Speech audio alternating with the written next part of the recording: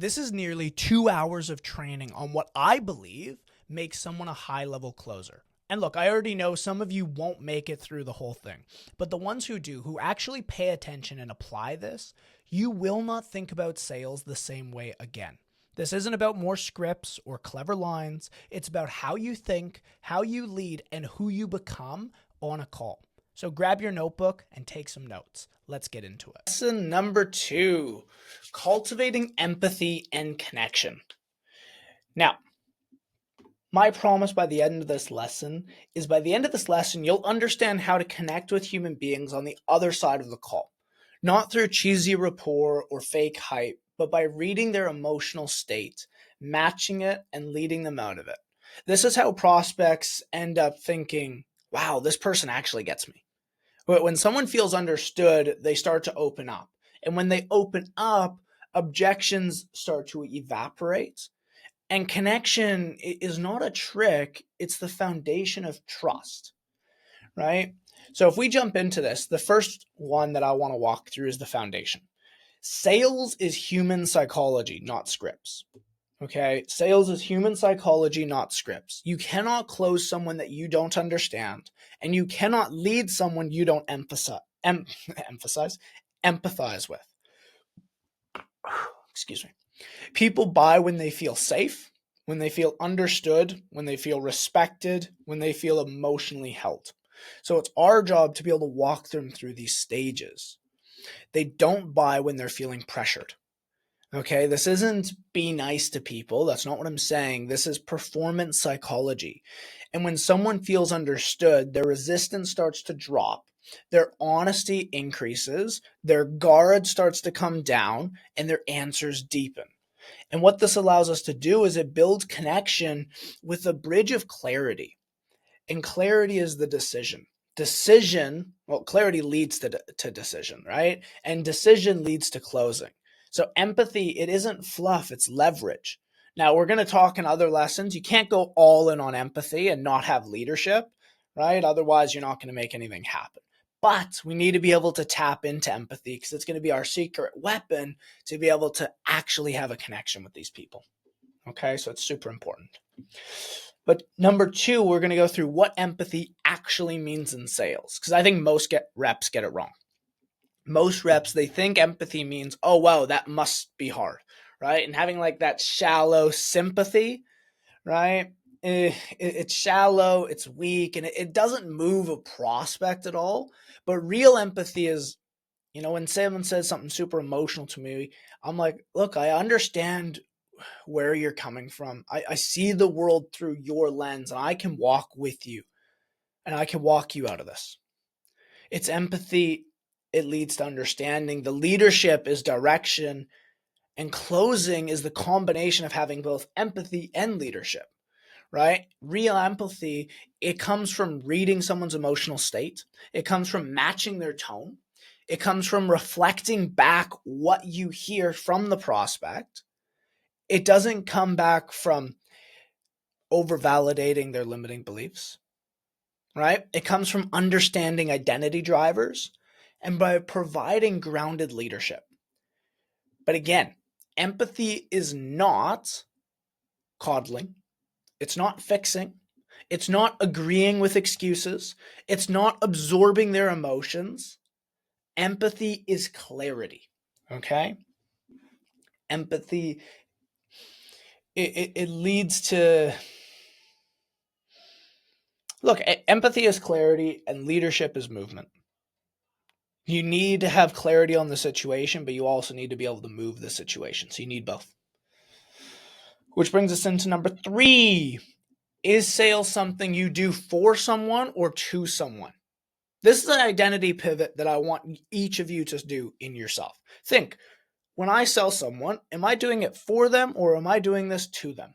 Most rookies that I hear is they're operating from an underlying fear. Oh, I don't want to be pushy. I don't want them to feel pressured. I don't want to sound too salesy. And this comes off as false belief, right? Sales is something I'm doing to them. Terrible. But when you believe this, you're going to hesitate. You're going to soften your questions. You're going to avoid pain. You're going to let the person off the hook. You're going to back down in objections. You're going to sound apologetic. You're going to lose frame, and you're going to chase approvals. And the prospects, they stay exactly where they are, which is not what we want. They stay stuck. They stay confused, overwhelmed, scared, and repeating old patterns. You are not doing something to them. You are doing something for them. When you anchor into this belief, your tone changes, your questions deepen, your leadership strengthens, your certainty stabilizes, and your empathy sharpens. Because you are helping someone make a decision their future self will thank you for. I promise you. But moving on. What rapport actually is. Hint, it's not what you have in your mind. When you think of rapport, probably not that. But what I want you to do is pause the video here, write down on a sheet of paper, what do you think it is? What do you think it isn't? Then we're going to go through it. Okay, go ahead, pause it. Now, most sales reps on rapport is garbage. Rapport is not small talk. It's not where are you from. It's not, oh, that's a cool hoodie, bro. It's not the whole weather conversation. It's not forced friendliness. Okay, that creates comfort. If you do those things, you'll get someone to feel comfortable with you, but that's not connection. Rapport in closing is emotional alignment, right? You build rapport when your tone matches their state, when your pace matches their pace, when your emotional energy meets them where they are. Your questions show real listening, you acknowledge emotional cues, and you remove judgment. So I want some examples for you. If someone is skeptical, I have to sound curious. If they're overwhelmed, I need to slow down. If they're excited, you match the lift and you just go. If they're guarded, I need to soften. I need to lower my tone and I need to slow it right down. Rapport is not about being liked. Rapport is about being trusted. Okay? Now, we're going to go into the 3 levels of connections, and we really want to be able to master all 3 of these levels of connections because every call has 3 levels of connection. So you must go through all of them. Level 1 is what we call surface connection. This is the baseline. This is things like your tone, the pace of the conversation, the politeness, the warm greetings. This creates comfort, right? Because we still want people to be comfortable at the beginning, but not trust. And necessarily, but not enough, right? It is necessary, but it's just not enough. Which leads us into level 2, which is the situational connection. This is where real connection starts. You understand what's happening in the person's life right now. So example, the prospect says, honestly, I've just been feeling really overwhelmed lately. A bad rep, they could just respond with gotcha and move on to the next question. A good closer is going to say, well, when you say overwhelmed, is that workload or stress or mental fatigue? And I'm getting clarity. Now we're starting to get a connection because they're like, oh, this guy's actively listening to what I'm saying and asking better questions based on that conversation we're having. And instantly, safety, understanding, connection. Then that brings us to level 3, the identity connection. This is the deepest level of connection. It's the most powerful level. But here you understand who they want to be, what identity they want to step into, what they're running from, and what they're running towards. So example is this, like prospect says to me, I want to get into remote sales for the freedom. As a closer, when you say freedom, is it time, money, or just the ability to choose how you live? I want clarity. I want to really isolate what that identity looks like because identity unlocks honesty and identity creates urgency. Identity sells massively. Okay. Next one is how to build connection in the first 90 seconds. Here's the exact playbook. If you're thinking to yourself, okay, Liam, all this has been great, but how do I actually do it? What do I need to do so I can have that connection and get some of this energy? I'm going to give it to you right now. Step 1 is warm but calm greetings. It's something like, "Hey, Sarah, how's your day been so far?"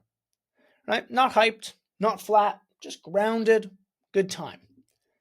Step 2, match their energy immediately. If they speak, you calibrate. If they're rushed, I want you to tighten up the tone. If they're slowed down, I want you to soften. If they're neutral, I just want you to be neutral. If they're skeptical, I want you to go pretty curious. If they're excited, I want you to put a smile on. And I just want you to have a good time. Because this is going to create instant emotional alignment. It's also something we're going to cover in a minute. Mirroring. Okay? Super important. But step 3, after you have matched their energy immediately, step 3 is establish certainty. Okay? How we do this is just clarify what's going to happen next, you guys. Do your frame. This just provides structure. Structure equals safety. Safety equals someone opening up more. Then that brings us to step 4. Step 4, frame the call. There we go. Step 3 and 4, they kind of combine into one. Step 5, shift into curiosity. One of the best ways to build connection is switch in from the host mode to the investigator mode. Start to get curious about their situation. If someone feels like you actually want to get to know them, they're way more likely to open and tell you about their situation. Okay? What we're going to go through next is the killer of connection. It's rushing. The number one killer of connection on sales calls is rushing. Rushing destroys everything. Rushing makes prospects feel pressured, misunderstood, invisible, unsafe. And something we have to remember is silence is actually connection. Pacing is leadership. Listening is leverage. And the calmer you are, the safer they will feel. I want you to go back and watch the last 60 seconds and see how you changed just by having my tone, my pace completely shift. Because you'll notice I went from this guy that was very upbeat, very excited, dropped into the moment, and gathered your attention. Now go back and rewatch it and see that shift. See, did you even notice it when I did it? Or did you just naturally lean forward and get gazed in? It's very interesting. Again, it's the importance of it. Don't rush. And that brings us to number 8, the emotional mirror rule. You must match someone before you lead them. You cannot pull someone up until you meet them where they are. So some examples of this is if someone's feeling overwhelmed, we need to slow down. We need to use soft tones. If someone's feeling skeptical, we need to use curious and neutral tones. If someone's feeling defeated, I need to use gentle and patient tones. If someone's excited, I need to use warm and slightly lifted tones. The reality is I need to match where they're at. I need to stabilize, make sure that they're rock solid. Then I need to lead them upwards. And this is all based off like map of consciousness applied to sales. Okay. So you're watching some of the other videos, what that is, but that's what we're doing. And that's what I'm talking about in this section. But guys, it's pretty simple. Connection, it's your advantage. Okay. It's your emotional weapon in sales. And most reps, they try to sell before they understand. Here, we're going to understand before we lead.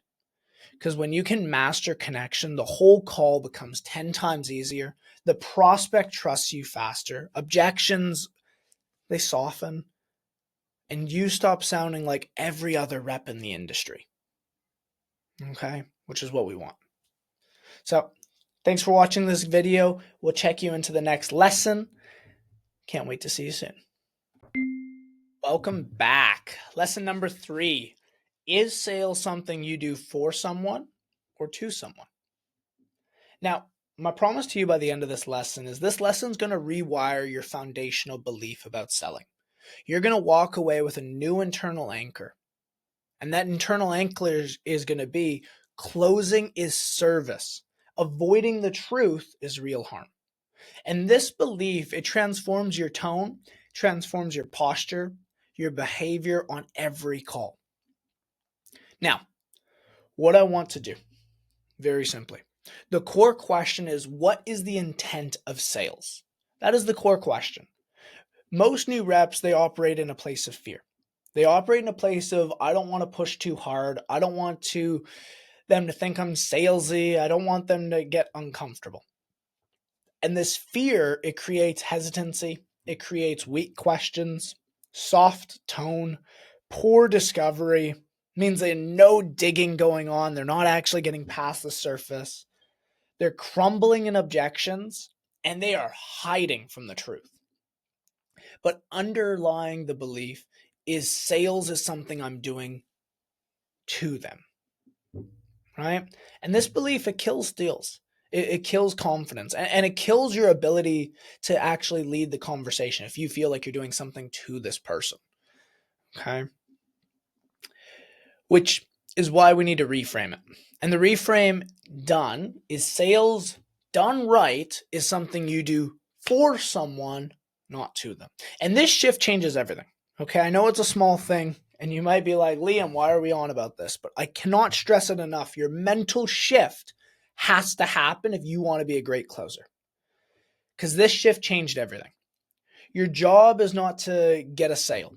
Your job is to lead, clarify, challenge, support, guide, provide truth, help someone make a decision their future self will thank you for. Okay? Most people fear being misled, being pressured, making a mistake. But people crave having clarity, leadership, emotional safety, direction, and momentum. And sales is a helping professional. You are aiding someone in stepping into a better life that they couldn't have without you. You're not taking from them. You're not doing that. You're giving something to someone that they couldn't do themselves. And you're giving them clarity. All right? Super important to remember. Now, the other thing I wanted to touch on this is, if you think right here, what do you mean, Liam? How is my job not just to get a sale? If your job is just to get a sale, and that's the only metric you ever track, it's the only metric you ever look at, you have to be careful.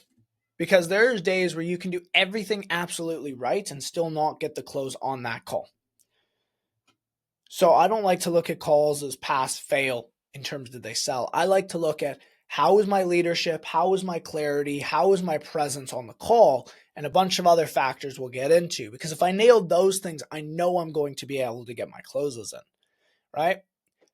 But if I look at just, oh man, I didn't get the sale, and maybe I had a great call, maybe it was a super fantastic call, but the money just didn't hit the bank account, and I consider that a loss. Can you see how that's going to mess up my psychology? So it's super important we define what success is and what we actually look for on a call-to-call basis. All right? Anyway, I digress. The next thing we're going to look at is how this reframe changes your behavior immediately.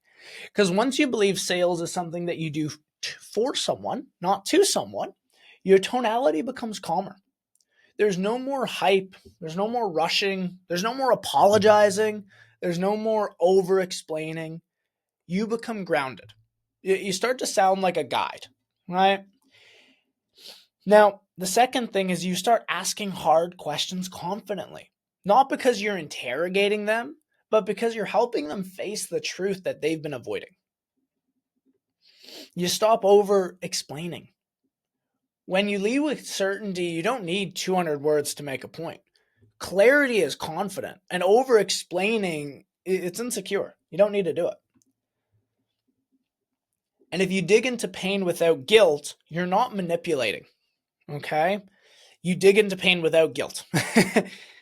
You are not a manipulator. Get that out of your mind. You are not manipulating. You are revealing the cost of staying stuck. People don't change from comfort. They change from awareness to the situation that's already going on. See, it's something that's very interesting, right? I heard this phrase, and I really hate this phrase, okay? But it's like, cut open the wound. Ooh, stab them where that really hurts. I hate that. I think that's disgusting, I don't think we should be using that kind of language in sales, especially when we're helping people. Okay.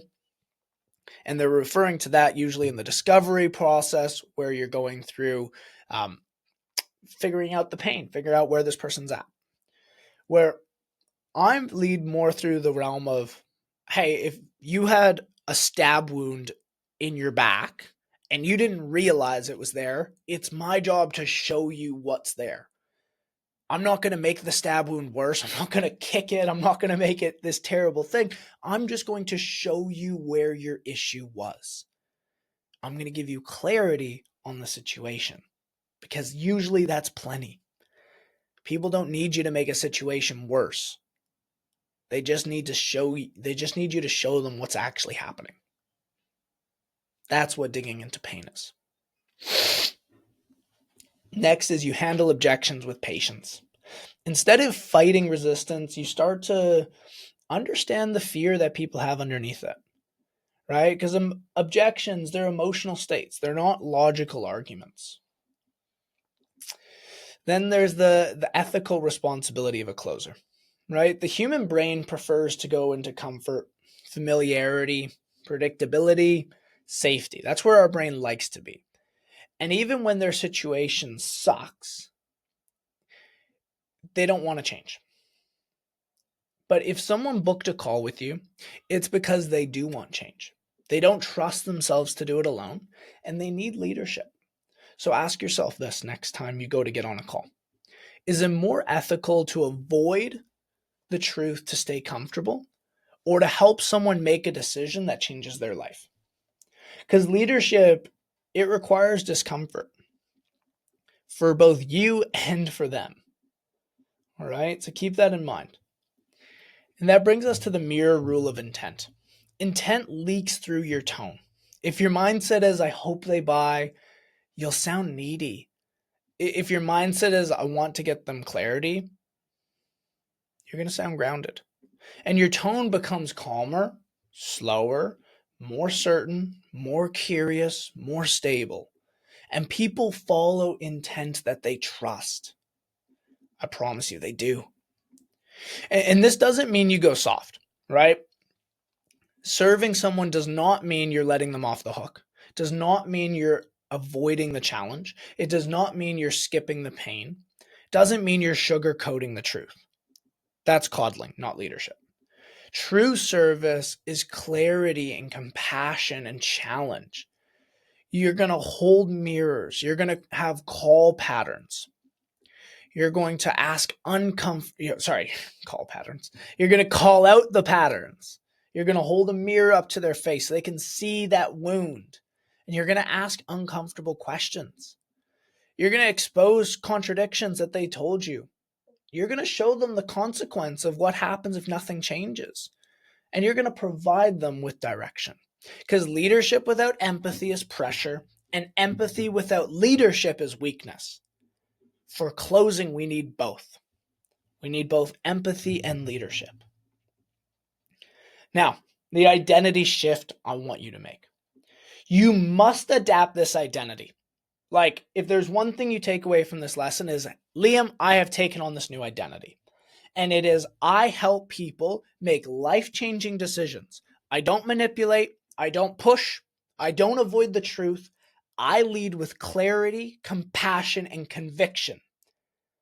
And what this identity does, it creates strength, calm, trust, authority. People feel your presence before they hear your words.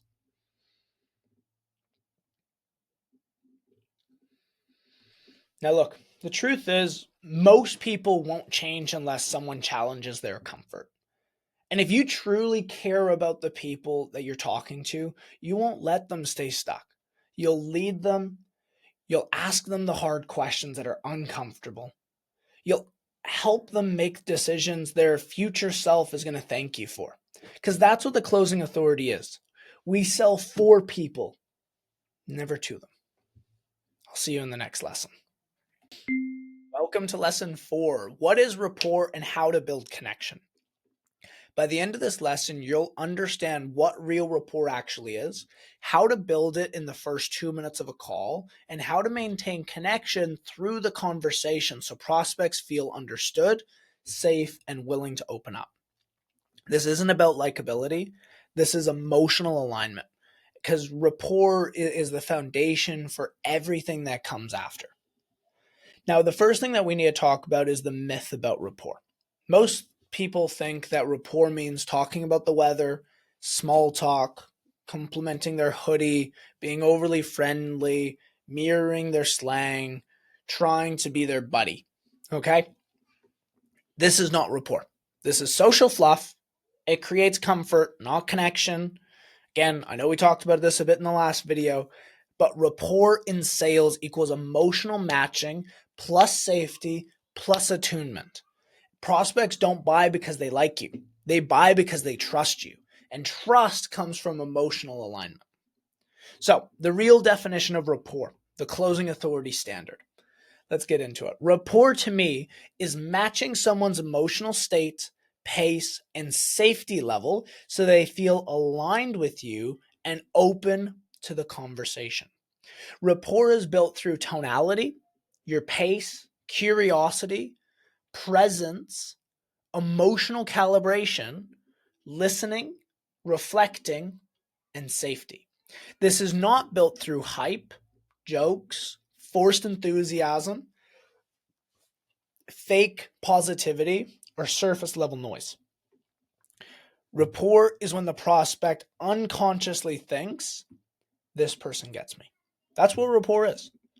And there's really three ingredients of real rapport.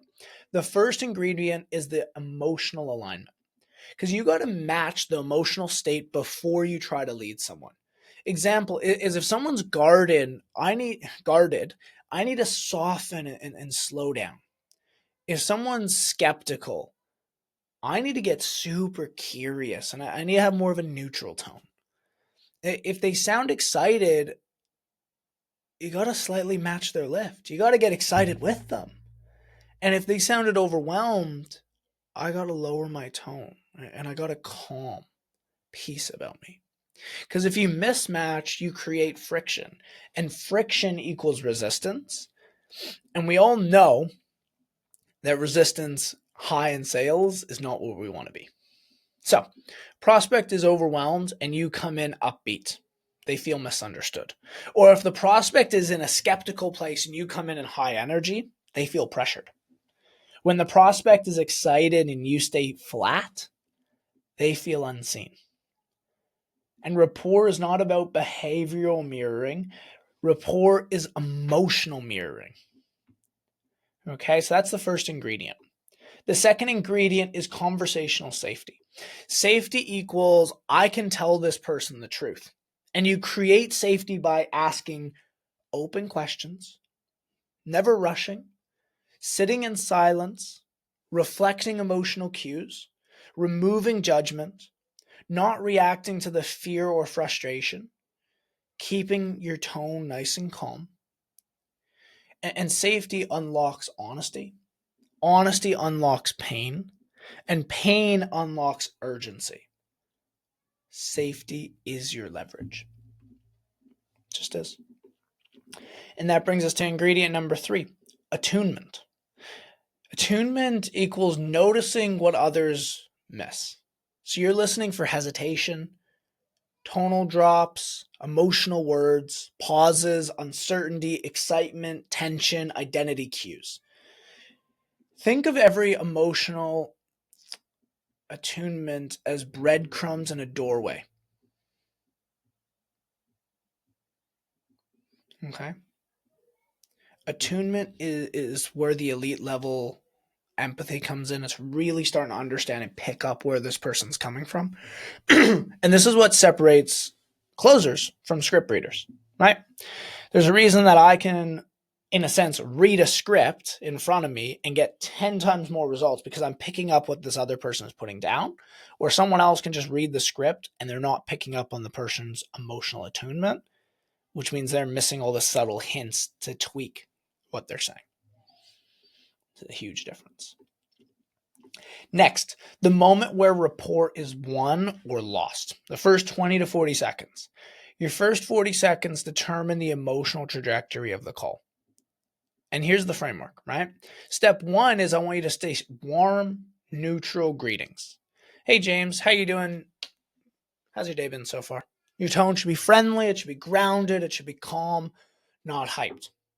Step two, you got to match their energy immediately. Again, if they sound tired, I want you to soften. If they feel rushed, I want you to tighten. If they're feeling cold, I want you to be neutral or curious. If they're excited, I want you to lightly be upbeat. Instant alignment. Number three is you need to establish certainty. Are you still good for the time we set aside? Structure reduces anxiety. And step four is frame of the call. How this will go, again, structure creates safety. Number five is we need to shift into curiosity. What were you hoping to get out of this conversation, Mr. Prospect? The conversation opens. The rapport begins to build itself. Now, we're going to go through the 5 connection killers. So don't do these, ever. Ever, ever, ever. These instantly break your rapport because over-explaining, talking too fast, when you have fake hype energy, when you're asking surface level questions and you never go any deeper, when you're ignoring emotional cues, when you're responding with that would be nice, or just nice after every answer, trying too hard to be liked, being overly familiar with a cold prospect, or rushing through the opening. And beginning reps, they tend to break rapport without even realizing it. They just do it by doing all this shit.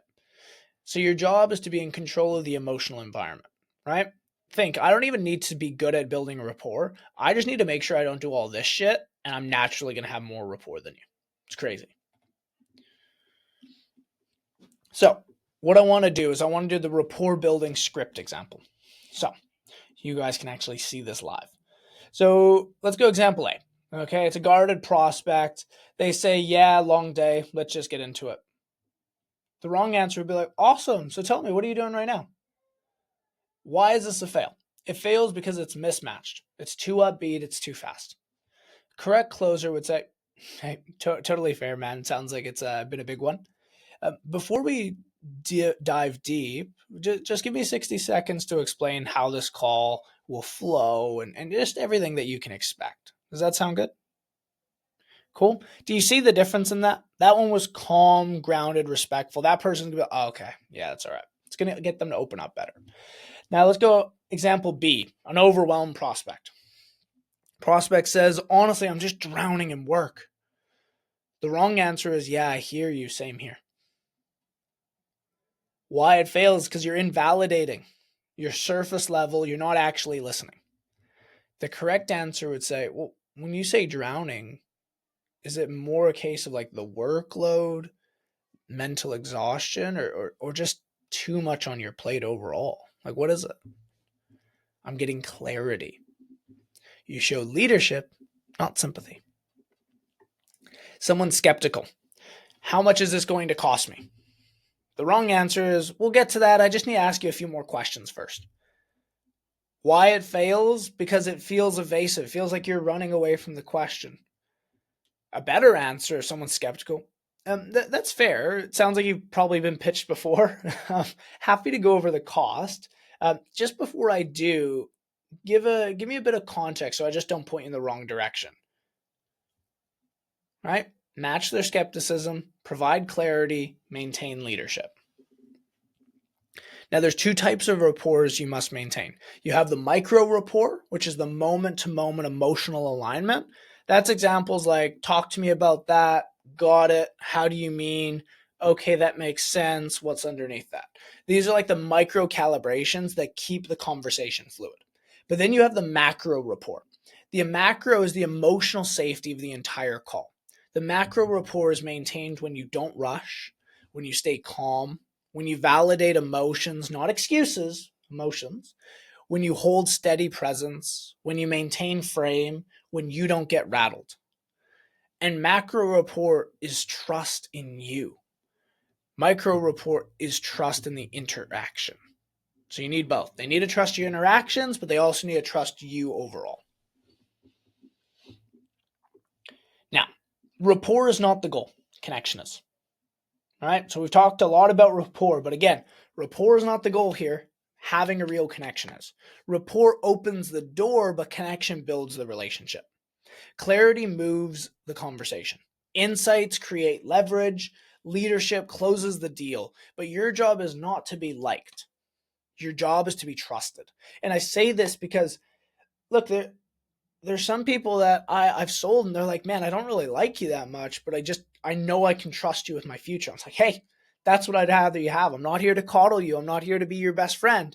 I'm here to give you the damn results that you want. And that's what you want to end up being for your prospects. Sometimes you're going to be liked by them too, which is great, but don't think you have to be. Lastly, rapport is not friendliness. It's emotional intelligence. Okay. This is a skill of meeting someone exactly where they are and creating enough safety for them to tell you the truth so you can lead them into a better future. If you can master this, the entire script will become effortless.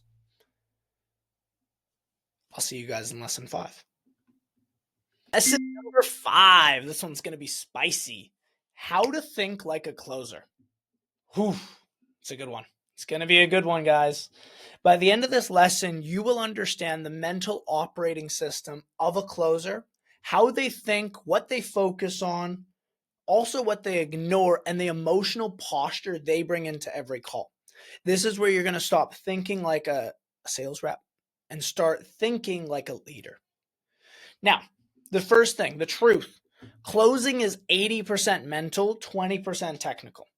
New reps, they obsess over the scripts, the one-liners, the perfect questions, memorizing responses, and sounding good. Elite closers, they don't win because their lines are perfect. I'll be very clear. They win because your internal psychology is elite. They have a calm nervous system. They have a structured thinking. Their emotional neutrality, they have curiosity. Their internal certainty is very high, and they have detached leadership, right? Now, your mind determines your tone, and your tone determines the conversation, and the conversation determines the close. So where do you think we should start? That's right, the mind.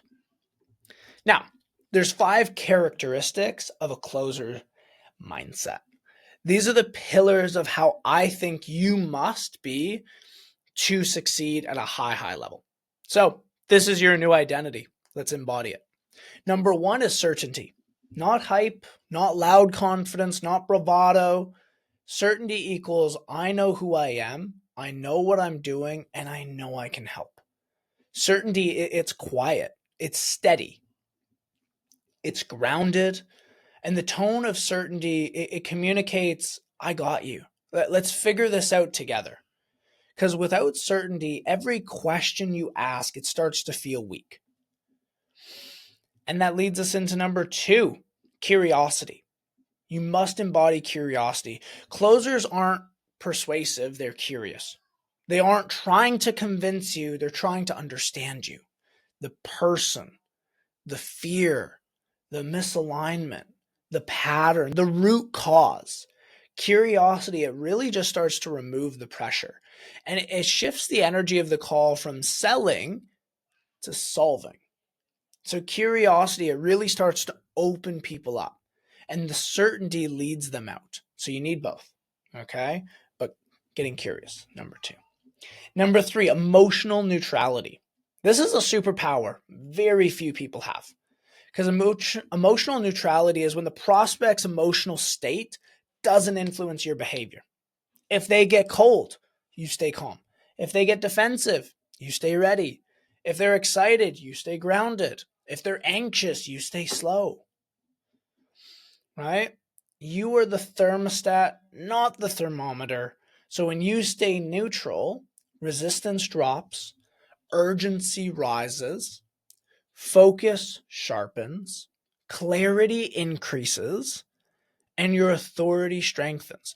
Your neutrality is elite.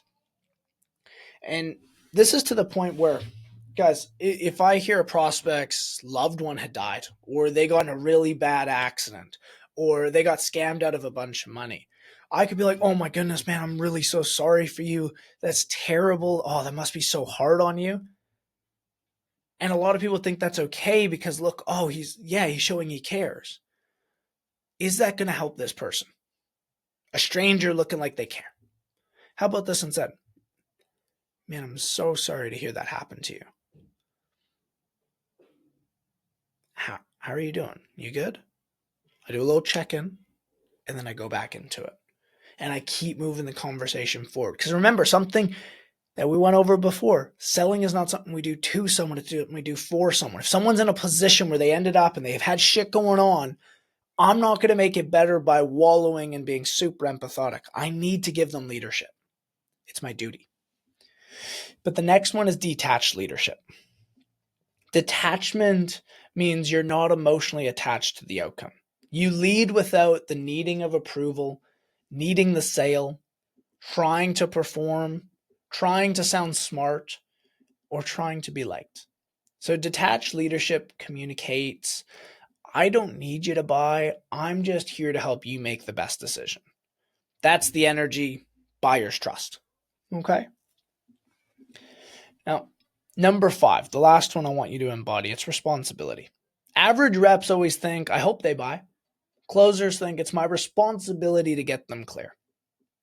Responsibility means asking the hard questions even when you don't want to, challenging their stories they are telling themselves, slowing down the pace of the conversation so they stay in the pain and really start to acknowledge it for clarity's sake.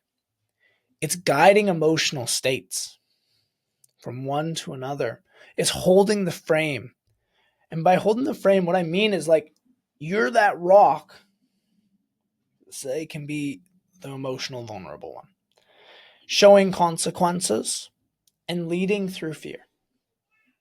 Right? Meaning they have fear, I got to lead them through it. You're not a performer, you're a guide.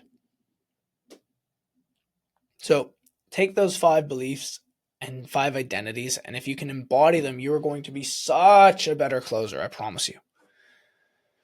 Now, we're going to go through the 3 internal beliefs that every closer must adopt. Belief number 1 is my questions help them.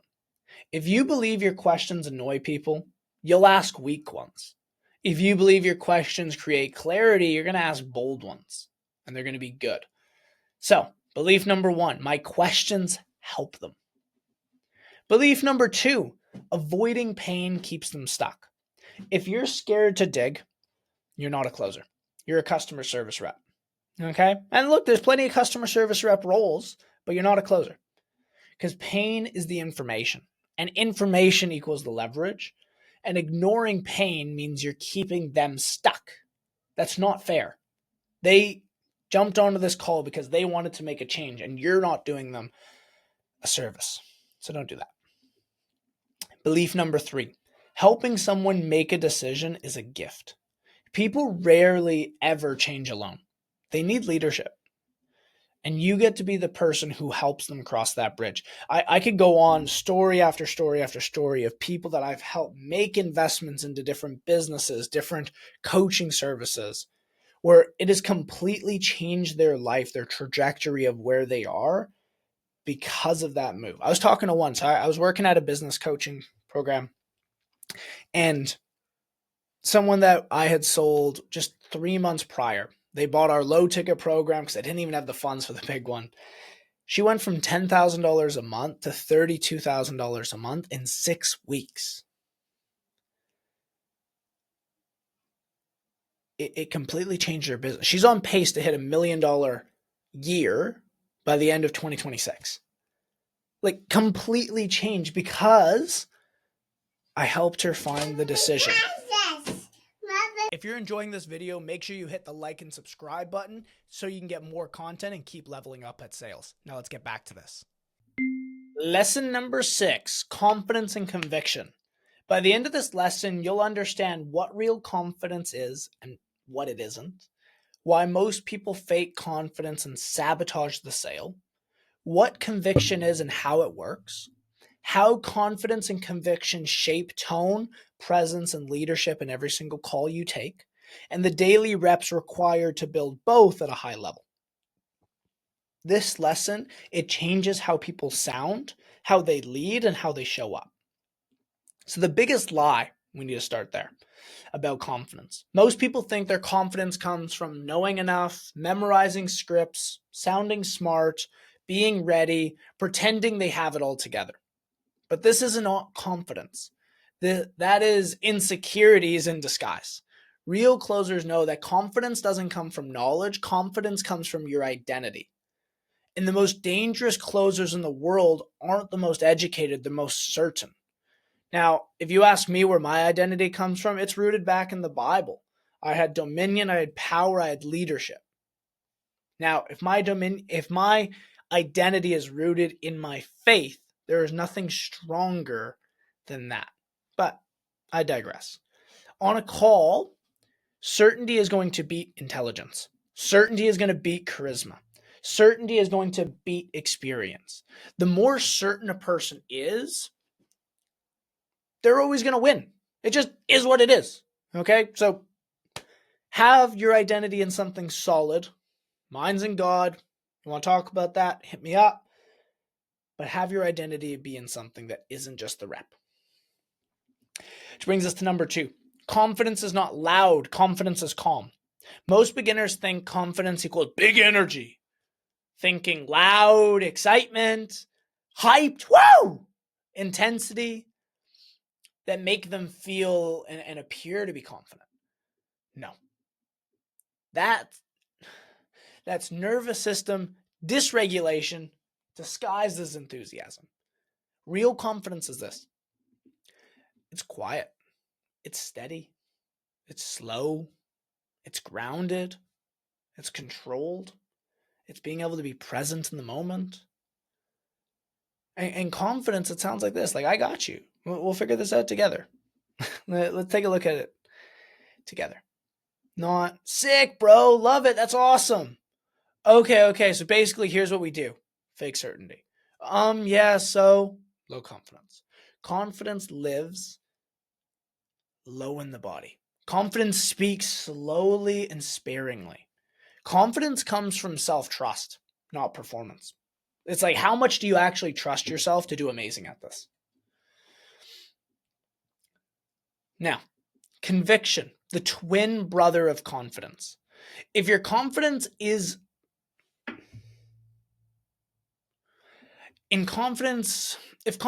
your belief in yourself, conviction is the belief in your solution. And you need to have both, right? Like, if you believe in yourself but not the offer that you're selling, your tone's going to feel shaky.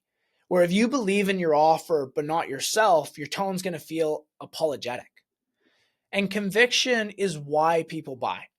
People buy because you believe so deeply in the solution that they borrow your belief when theirs is low. Conviction is not explaining. Conviction is not convincing. Conviction is not preaching. Conviction is transferred, not spoken. Right? Transfer of certainty, transfer of conviction. Super important. Now, the 3 ingredients for true conviction. The first is you believe people can change. If you think prospects are lazy, stuck forever, hopeless, broken, your conviction dies instantly. Conviction starts with the belief that humans can change fast when led properly. That's the first. The second is you believe your leadership matters. Not the program, not the modules, not the course, you. Your presence, your questions, your emotional leadership, your standards, your clarity. When you deeply believe I am the difference, your tone becomes unshakable. The third thing is you believe staying the same is more painful than change. Sorry, forget the word change. You believe staying the same is more painful than change. Yeah, no, that's correct. If you don't believe that their current situation is costing them, your conviction is going to collapse. Conviction comes from the truth. Present pain is expensive. Future stuckness is even more expensive. But the lack of action has real consequence. And if you don't believe that, they never will. Number 5, what confidence sounds like on a call. Confidence shows up like this. It starts by slowing down, breathing between sentences, pausing after questions, grounding your tone, having direct language, doing fewer words with more weight, and confident phrases like, got it. Talk me through that. Help me understand. What do you mean there? Walk me back to when it actually started. Confidence looks like not rushing, not fidgeting, not over explaining, not apologizing, staying steady even if they're emotional. Okay, confidence equals amantas. Now, what conviction sounds like on a call? Conviction sounds like, well, based on everything you've shared, this makes complete sense. I can help you with this. This isn't a forever problem, it's a fixable one. Here's what I'd recommend we do. Let's walk through what this would actually look like. Conviction is directional, it's calm, it's grounded, it's certain, it's low tone authority. Because again, conviction equals leadership and prospects by leadership. Now, what we're going to go through is called the confidence loop, how real confidence is built. Because confidence is just simply comes from self-trust. And self-trust is not built through hype, motivation, positive affirmations, or feeling ready. It's built through behavior. So here's the loop. The first thing that you do is you do what you said you'd do. You role play when you said you'd role play. You drill when you said you would. You show up when you say you would. You review your calls when you said you would. And this is in your personal life and your work life. You have to be confident throughout. The second is you start trusting yourself. Your brain learns we follow through. Number 3 is self-trust becomes confidence. Your nervous system calms, your tone deepens, your pace slows, and your presence strengthens. Number 4 is your confidence creates momentum. Small wins go to bigger wins, which creates an identity shift. We celebrate the small wins because they compound if we let them. I don't care if it's the worst day in the world for you, there's always a win to be had. Find that win, find the gratitude, be thankful because the small wins will compound if you let them. And number 5 is results show up naturally. Results aren't forced, they're earned. Okay? Now, number 8, the 3 confidence killers. Remove these immediately. The first one is rushing. Rushing is insecurity, right? It's going to slow. We need to have slow is confident. Slow is safe. Slow is leadership. Number 2 is over-explaining. When you over-explain, you signal, I don't believe this. I need you to validate for me. I'm unsure. And the more certain you are, the fewer words you need to use. Apologetic tone. Examples is like, sorry if this sounds dumb, or does that make sense? Or I just want to make sure I'm not wasting your time. Oh, is that okay? Delete those. Get them out of there. Get rid of the apologetic tone. You're not a child asking for permission. You're a leader guiding their clarity. And that leads us to number 9, which is the practical exercises to building confidence. Daily reps. These are things I want you to do every single day. All right? A is the slowdown drill. Ask 10 discovery questions at 50% speed. Train your nervous system to slow down. B, the eye contact drill. Look at the lens when you're asking questions. Authority, presence. Stare directly into that camera. Next is silence conditioning. Ask a question. Count to 2 silently. Silence equals confidence. Get comfortable sitting in a bit of silence. Conviction script. Say this before calls. I don't need this sale. I'm here to help this person find clarity. I'm calm, I'm grounded, and I lead. Now, confidence, guys, it's not hype. It's self-respect, honestly. And conviction, it's not pressure, it's clarity. And when you can combine both of these together, you stop sounding like everyone else and you start sounding like someone people want to follow. Because confidence and conviction, they're earned daily. Now it's time that you go to earn those 2. I'll see you in the next lesson. Lesson number 7, paying down your ignorance debt. Now, this lesson is all about teaching students the concept of ignorance debt, why every beginner has it, why it's normal, and how to pay it down faster than anyone else you know. This is how it removes shame, insecurity, and comparison and replaces it with discipline, humility, and speed. But first, we need to know, what is ignorance debt, right? So, ignorance debt is the gap between where you are right now and where you think you should already be. It shows up as frustration, self doubt, embarrassment. You may think to yourself, I should know this by now. Why am I messing this up? I'm behind. Everyone else is doing better than me. Like, why is that guy making 10 grand and I'm not? I'm better than him. Those are all some of the different ways it shows up. And this invisible mental pressure, it kills beginners.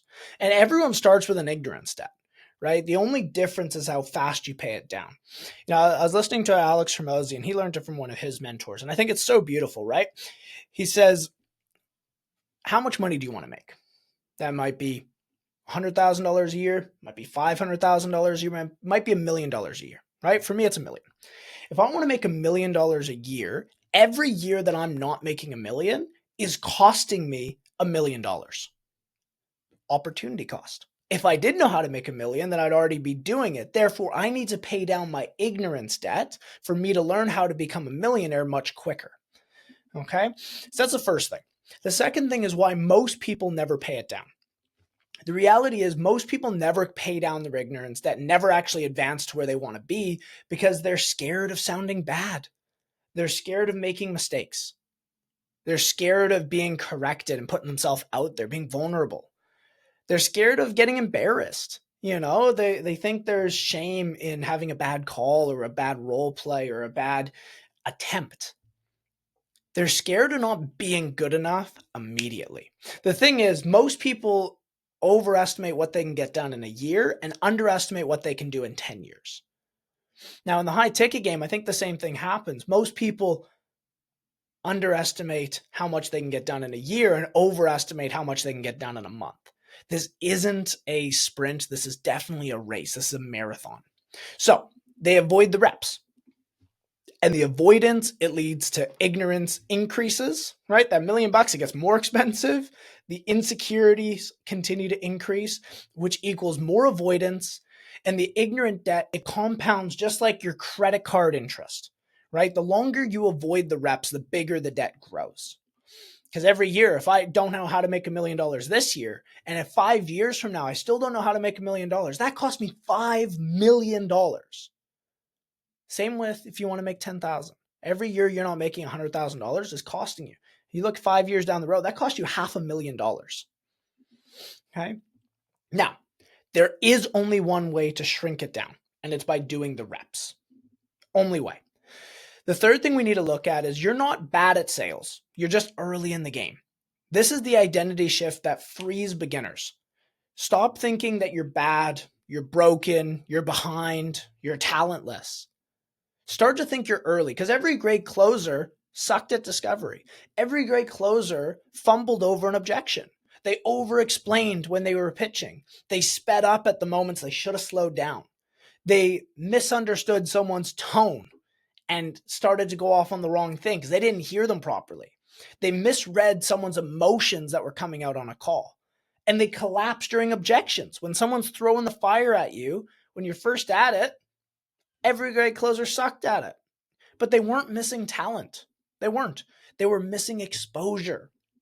Because your ignorance debt isn't personal. It's mathematical, right? You haven't racked up enough reps yet to pay off that ignorance debt, which is why you still find it hard, which is why it still seems like this big mountain to accomplish. But as you do more reps, you pay down that ignorance debt, which gets you closer and closer till eventually you just hit it. Now, the fourth thing, the fastest way to pay down ignorance debt. Rep before ready. That's what I like to call it. See, most beginners, they wait to practice until they feel confident. They wait to practice until they fully understand the script. They wait till they feel fully prepared in themselves.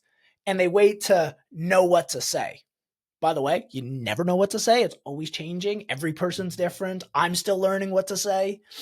But what closers do differently is they rep before they feel ready.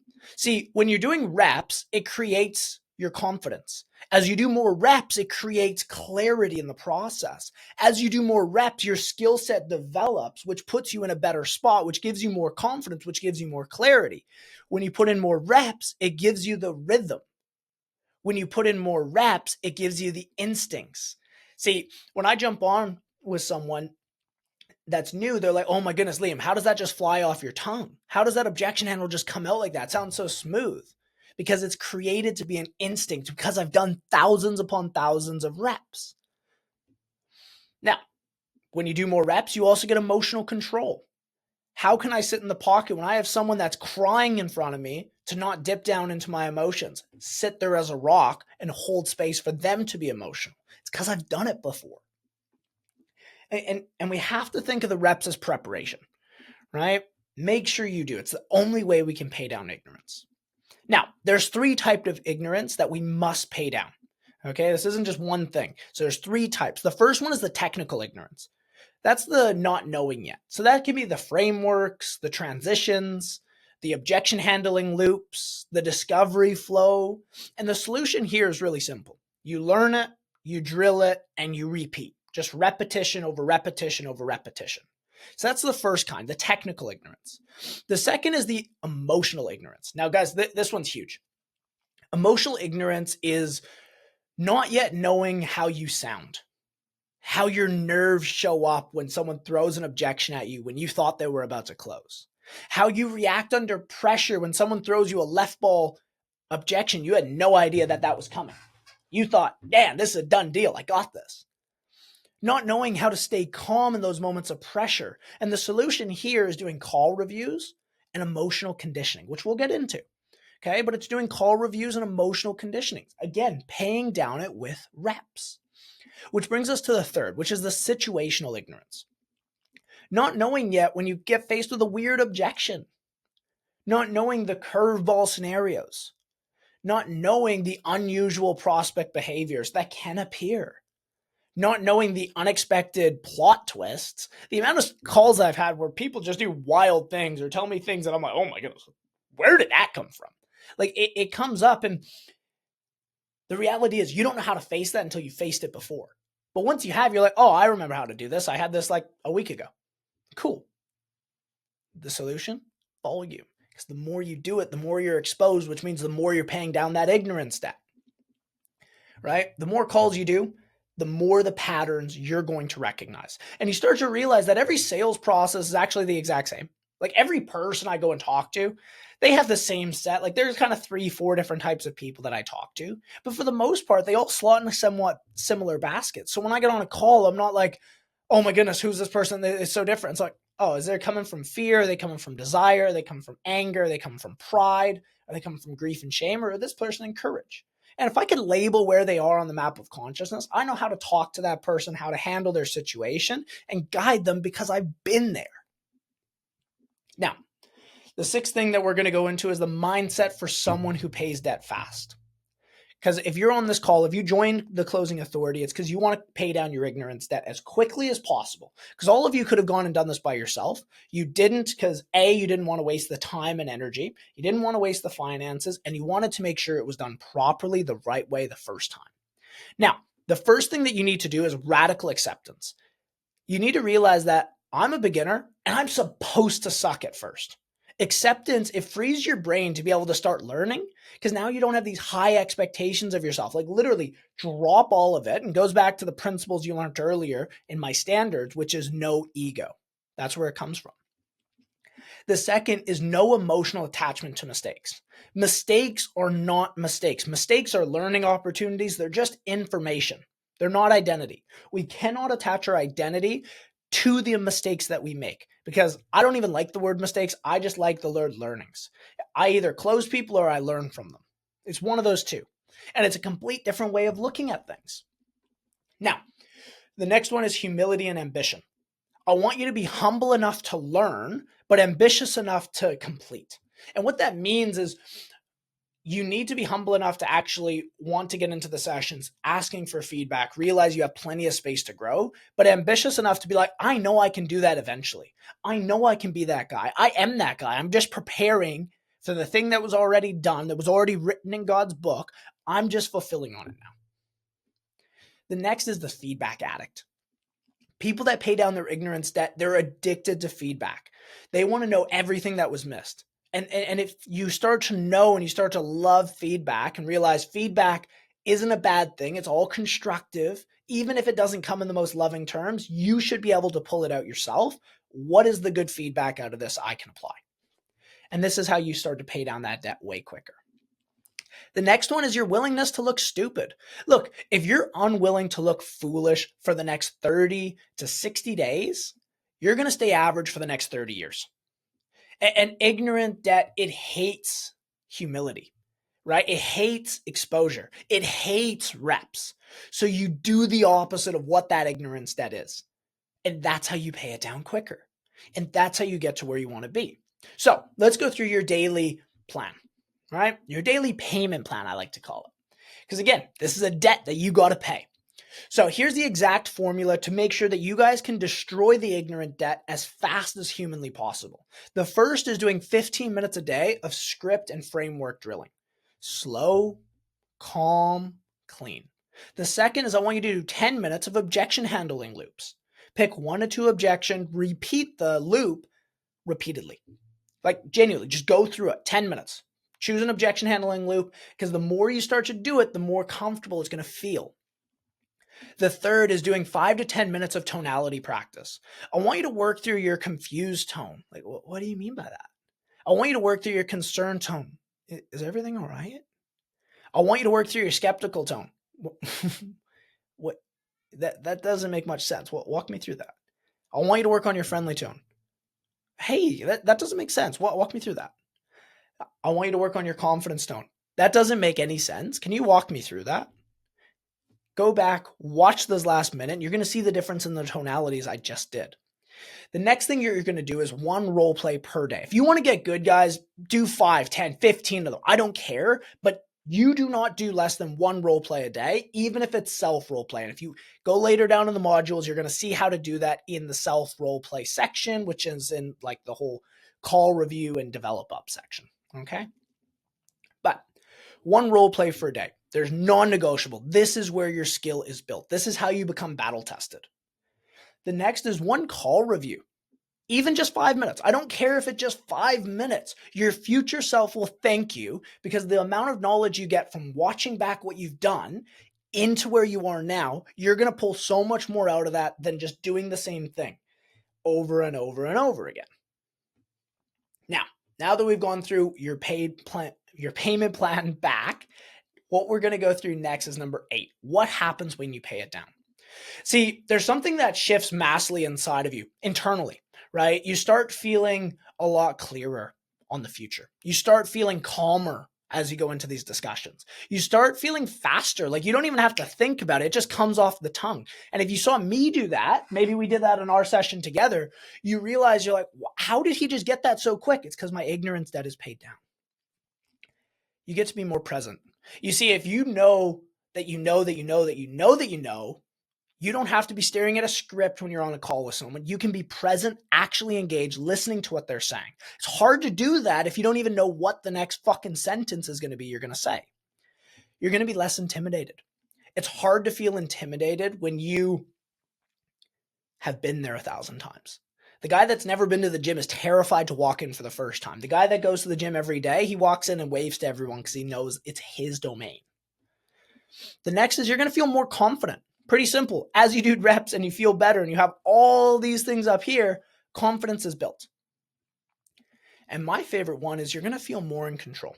You know, because if you got into this space, it's probably because you wanted to have a form of control over your life, whether it was your income, your hours, or just the way your life was living.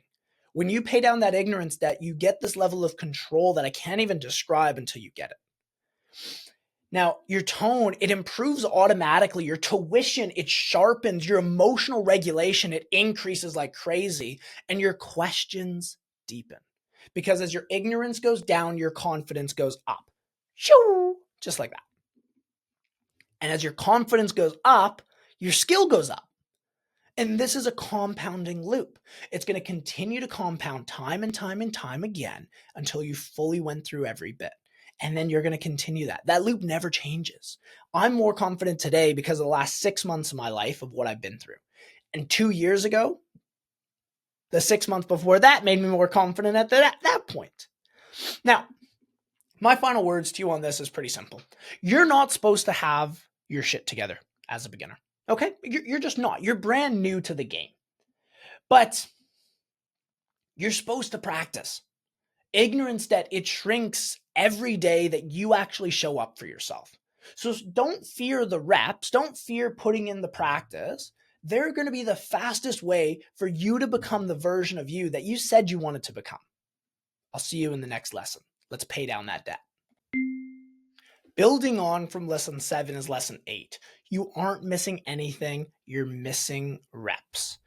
Guys, you may hear me harp on about this, but it's because it's the most important thing. But by the end of this lesson, you're going to understand the real reason you're not advancing fast enough. It's not the lack of information. It's not the lack of talent. It's not the lack of confidence. It's the lack of repetition. See, skill comes from the reps, not learning. And this lesson, it dismantles that belief. It dismantles the belief of something is wrong with me, and it's going to replace it with, I just haven't put in enough reps yet. You see, when I started Closing Authority, for me, it was, I'm not very good on camera.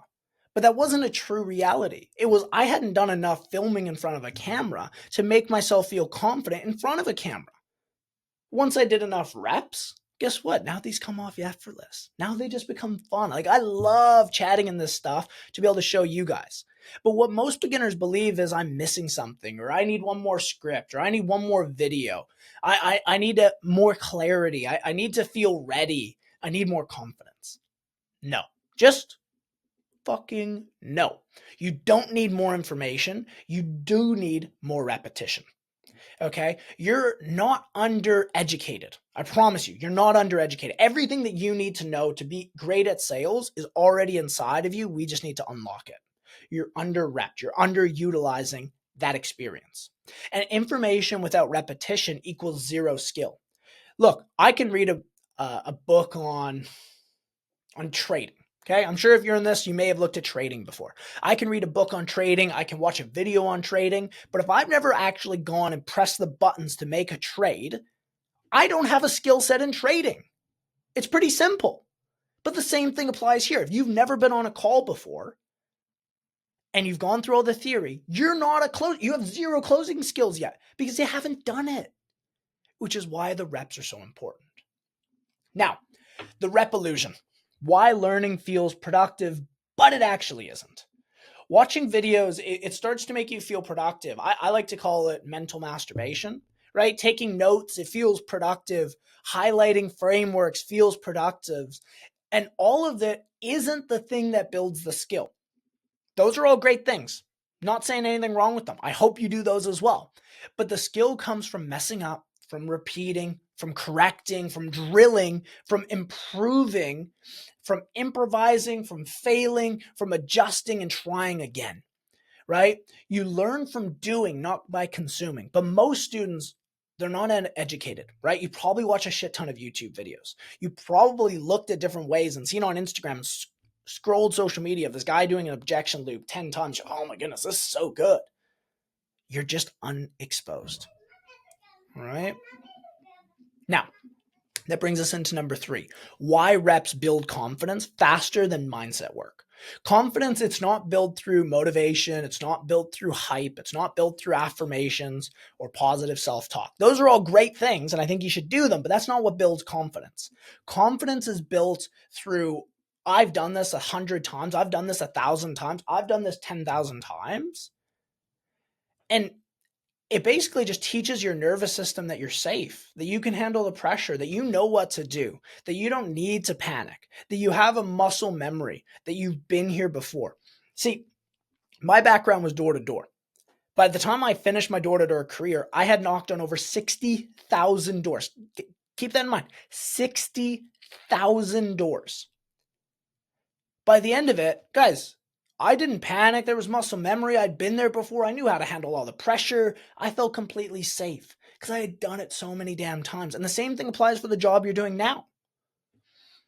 But confidence, it is a byproduct of the exposure you get from reps. You can't think your way into confidence. You can only rep your way into confidence. So get the reps in. Number 4, the mechanics of how your brain builds closing skills. Every time you practice your objections, your transitions, your emotional attunement, your silence, your tone control, you're building neural pathways, right? Inside your brain, what's happening is you're actually building new neural pathways for your brain to be able to respond and do things quicker, which makes you better, which gives you more confidence. It's making the skill faster, smoother, more accurate, and intuitive. And this is why elite closers, they sound effortless. This is why when you got on with me, you felt like that was just a conversation. It didn't feel like anything more because they're not trying. They've repped it 1,000 times. They know what they're doing. I know what I'm doing. Not because I read it in theory, but because I did it so many damn times. And that brings us to the repetition gap, why most people plateau. See, most beginners at the beginning, they rep inconsistently. The rep when they feel like it. They quit early in their trainings. They think one good role play equals mastery. They think understanding equals the skill. They keep thinking that they want shortcuts. That one phrase, oh, Liam, what's the one line to handle this objection? It doesn't exist, right? And they keep wanting to avoid the discomfort of exposure. So they stay stuck in the land of, I know what to do, but I can't do it phase. And that phase only ends with more reps. The reps are the cure. The reps are the shortcut. The reps are the differentiator between you doing amazing and you doing fucking shit. So, how to become a high volume rep machine. I need you to set a minimum baseline. These are your daily non-negotiables. We talked about it earlier. 10 minutes of tonality practice, 15 minutes of discovery practice, 10 minutes of objection handling, 1 role play, 1 call review. And this alone is going to separate you from 90% of the students out there. And you can notice how all of that fits into about an hour block. That's why I say an hour a day. You do 1 hour a day, you separate yourself from 90% of students that will learn this craft. The second is track your reps. You're not learning. Okay?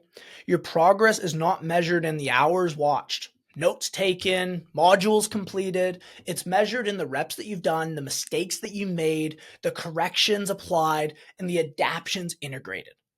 Skill is a scoreboard, so I want to make sure you track it. When you mess things up, track what you messed up. Track what you did well.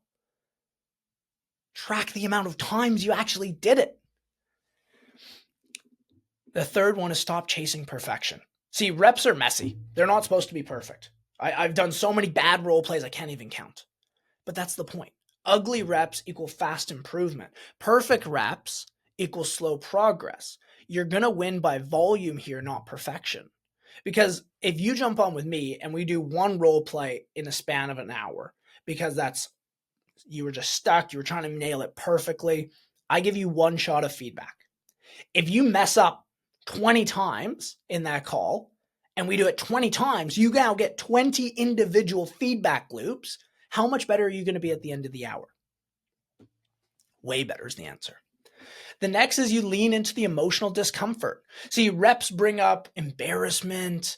They bring self-doubt. They bring frustration. They bring exposure to the things you don't really want to look at. They bring nervousness. And that's good because that's where the growth lives. It feels uncomfortable. You're exactly where you should be. Okay? Don't let anyone tell you different. Now, you don't need to be ready. You need to rep until ready emerges. Now, the worst mindset a beginner can have is I'll start repping once I feel prepared. But preparedness is not prerequisite. Preparedness is a byproduct of the reps. You will never feel ready before doing the reps. You will always feel ready after doing the reps. The reps create the readiness, not the other way around. So even if it's your first day, you're just watching these, jump on a role play session, message someone, call your mom, and start role playing. Doesn't matter how bad it sucks. Your first ones are going to suck. Brings us to number 8. The only people who fail in this program is the one that don't rep. See, every student who has failed, they didn't role play consistently, they didn't drill the frameworks, they didn't practice their tone, they didn't submit reviews, they didn't expose themselves to feedback. But every student who wins does these things, even when they don't feel ready. Because skill acquisition, it's very predictable, right? If you rep, you win. If you don't rep, you lose. It's simple. It's not easy, but it's very, very simple. So I just want to finish with saying you are not broken. You're not behind. You're not missing anything. You just haven't repped enough. Because reps are the great equalizer. Reps turn your insecurity into confidence, and the reps turn beginners into closers. The only difference between where you are and where you want to be is doing the damn reps. So the question is, how many reps are you willing to put in? If I told you you did X amount of reps and you made $10,000 a month, how quickly would you do those reps? Probably pretty quickly. I'll see you in lesson 9. Lesson 9, momentum mechanics. This is where it gets fun. In this lesson, you're going to learn exactly how momentum works, why beginners lose it, why pros keep it, how you can create it in your life, how you can protect it so you don't lose it, how you can multiply that momentum, and how to never fall off again. Because look, momentum is not luck. Momentum is a math, and it's behavior. And if you master momentum, you master performance. Now, momentum is the most valuable currency in sales. See, momentum is your speed. Your momentum is your clarity. It's your confidence. It's your rhythm. It's emotional stability. It's execution energy, and it's decision flow. But when you have momentum, it removes all the overthinking, all the self-doubt, all the hesitation, all the inconsistencies, all the anxiety, and the procrastination. Momentum allows you to operate from identity, not emotion.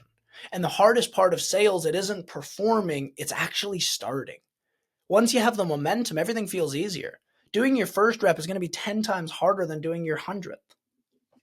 So, the second thing is momentum only has one enemy, and it's stopping. See, momentum is fragile.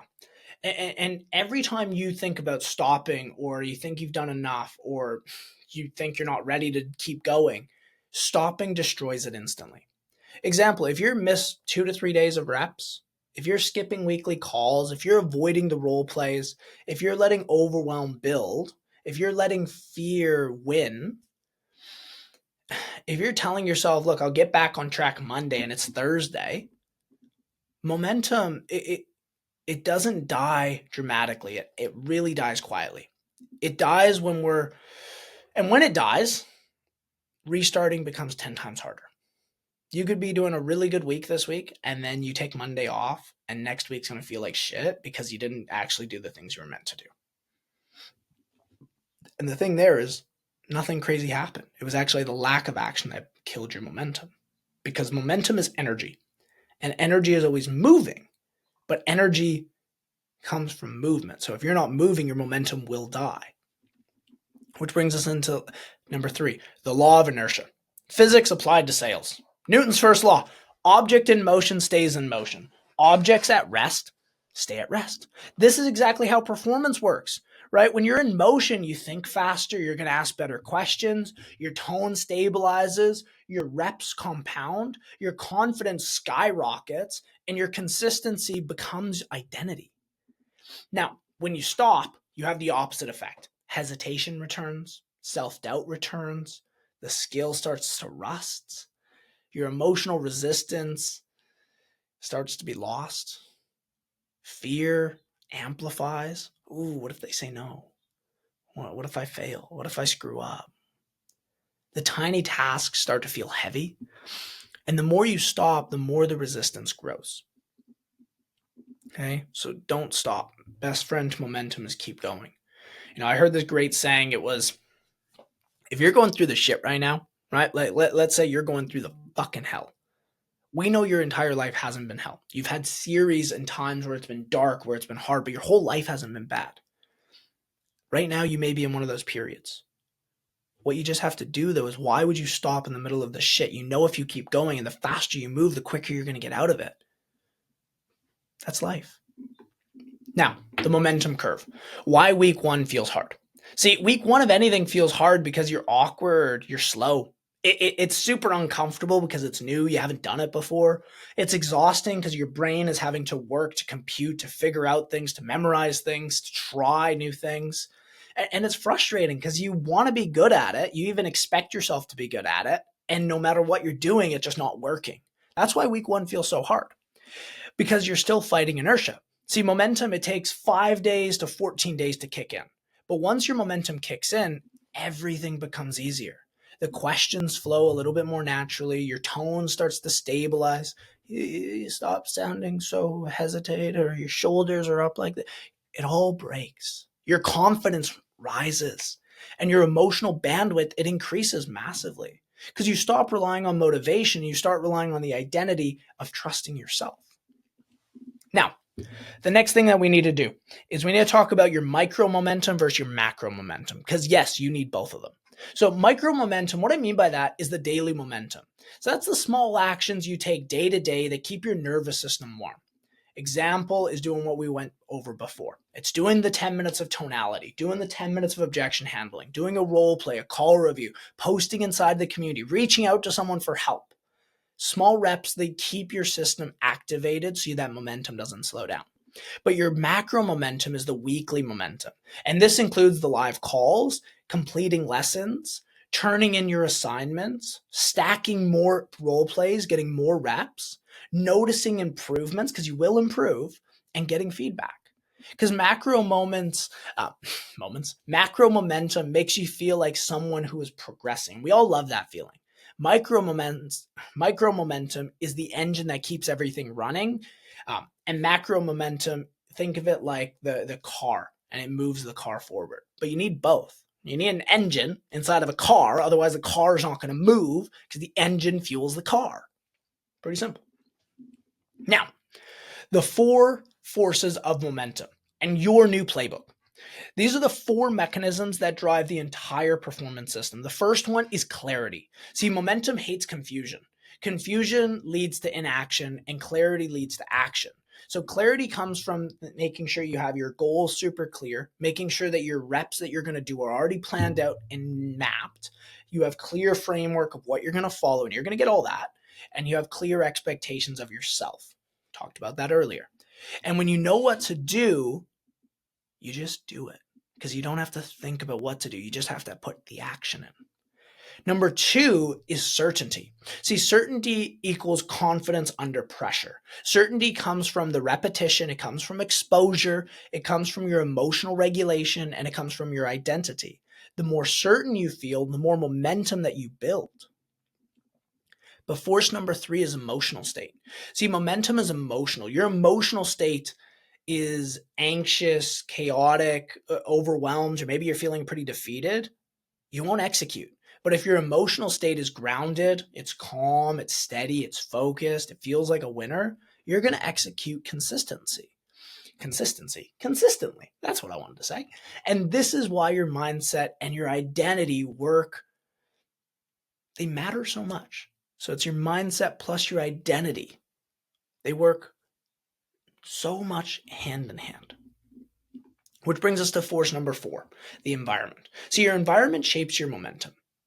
Who you're around, the energy of the community, the calls you join, the people you interact with, your routines, your triggers, your context. And what I mean by that is your life situation is going to affect sales.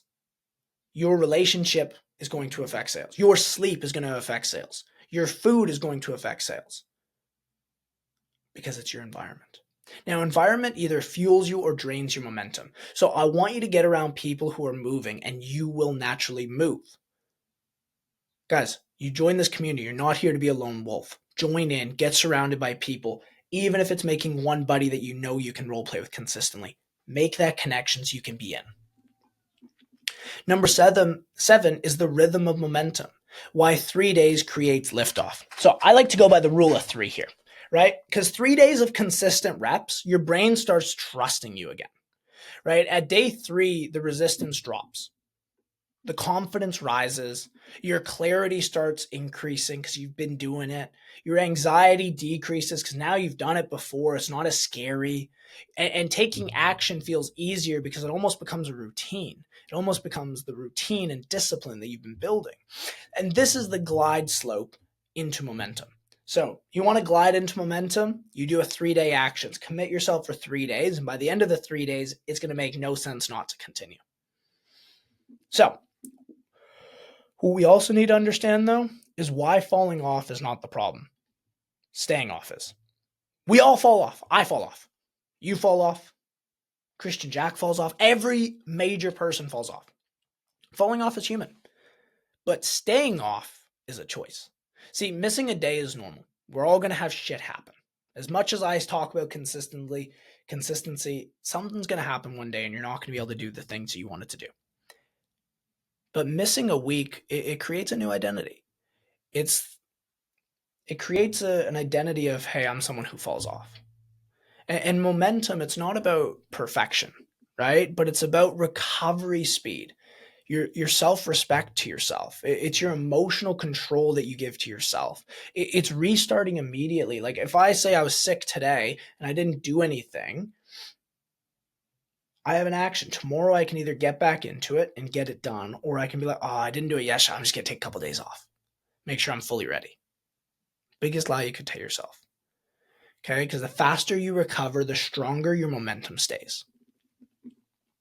Now, we need to go over the momentum spiral because it's upwards and it's downwards. The upward spiral is small reps, your daily action, your emotional stability. Your identity is rising. Your confidence is getting built because you've been doing the things you know you need to do. And the skill, it's compounding. It's starting to feel easier. You become unstoppable. But the other side is the downward spiral.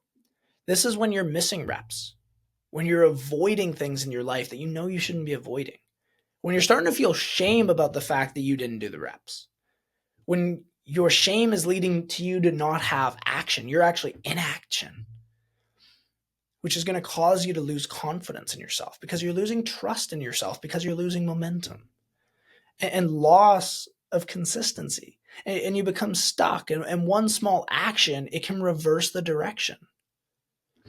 Okay? It's all about not if you fall off, how quickly you get back up. Now, the momentum operating system, the daily plan, right? Here's how professionals maintain momentum. They're doing 30 minutes of reps with that tonality, discovery, objections. They're doing a role play. It's non-negotiable. They're doing a call review, even if it's 5 minutes. They're touching the community, commenting, posting, engaging, messaging someone new, and their weekly live call attendance. These recharge your macro momentum. And you do this and you will not fall off. Like, if you do these things every single day, guys, it's incredibly hard to fall off. Even the days you feel like absolute shit, still do it. So momentum, it's everything because beginners lose because they stop and winners win because they don't stop. And if you build momentum and protect it, you become unstoppable. Your skills grow, your confidence grows, your identity grows, your results grow, and momentum, it doesn't require talent. It requires discipline. I saw this great post by Alex Hormozi. Again, you'll notice I mentioned him a few times. He's awesome, right? I'm sure all you guys watch him. But he said, lazy people don't know how to start. Weak people don't know how to continue. Successful people don't know how to quit. And that's what it's about. Teach yourself to not know how to quit, and you will win. I'll see you next lesson. Lesson 10, it's the identity gap. Now, by the end of this lesson, you're going to understand the real reason you struggle with consistency, confidence, decision-making, and follow-through. Because it's not skill, it's not knowledge, it's not experience, it's your identity gap. And the difference between your current identity and the identity required to hit your goals you said you want is there. And this lesson closes that gap for you. Okay? So first we need to know, what is the identity gap? The identity gap is who you're acting as today versus who you need to be to hit your goals. See, most people, they want new results, but show up as their old identity. Their goals say one thing. Hey, I want to make $10,000, $20,000 a month. But their behavior, it says something completely else. It says inconsistent. They're stopping and starting.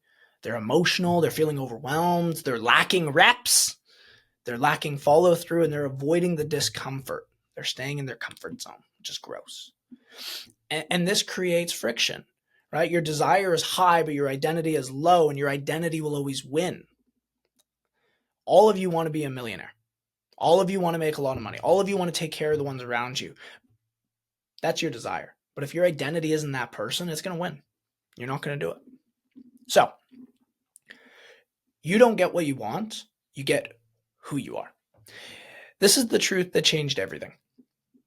People want confidence. They want to make the money they want to make. You want to make 10, 20 grand a month. They want the certainty. They want the freedom that comes with it. They want the consistency of what it feels like to win. They want the success, to look back on your life and to be like, oh my goodness, I'm winning. Like success. I know I'm successful. But you never rise to your goals. You fall to your identity. And your identity determines your behavior. It determines your emotions, your standards, your follow through, your discipline, your consistency, and your performance. And you always act in alignment with your identity, not your desires. So make sure your identity is rooted in something good. Now, identity, it's built from evidence, not from affirmations.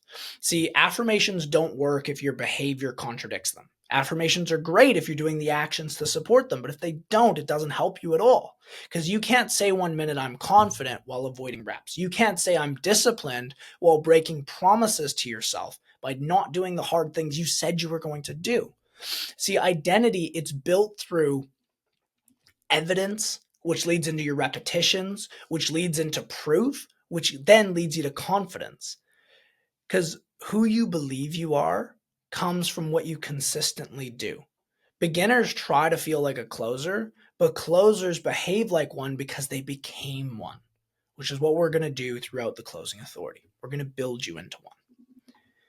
The next is the 3 modes, how you operate daily. Mode 1 is your current identity. This is your survival mode, right? This version of you probably avoids discomfort. Maybe it avoids exposure. Maybe it breaks promises to yourself in work and personal. Maybe it stops starting in the cycle. It's driven by emotion. It shows up when you feel like it. It says they want more, but you behave like you want less.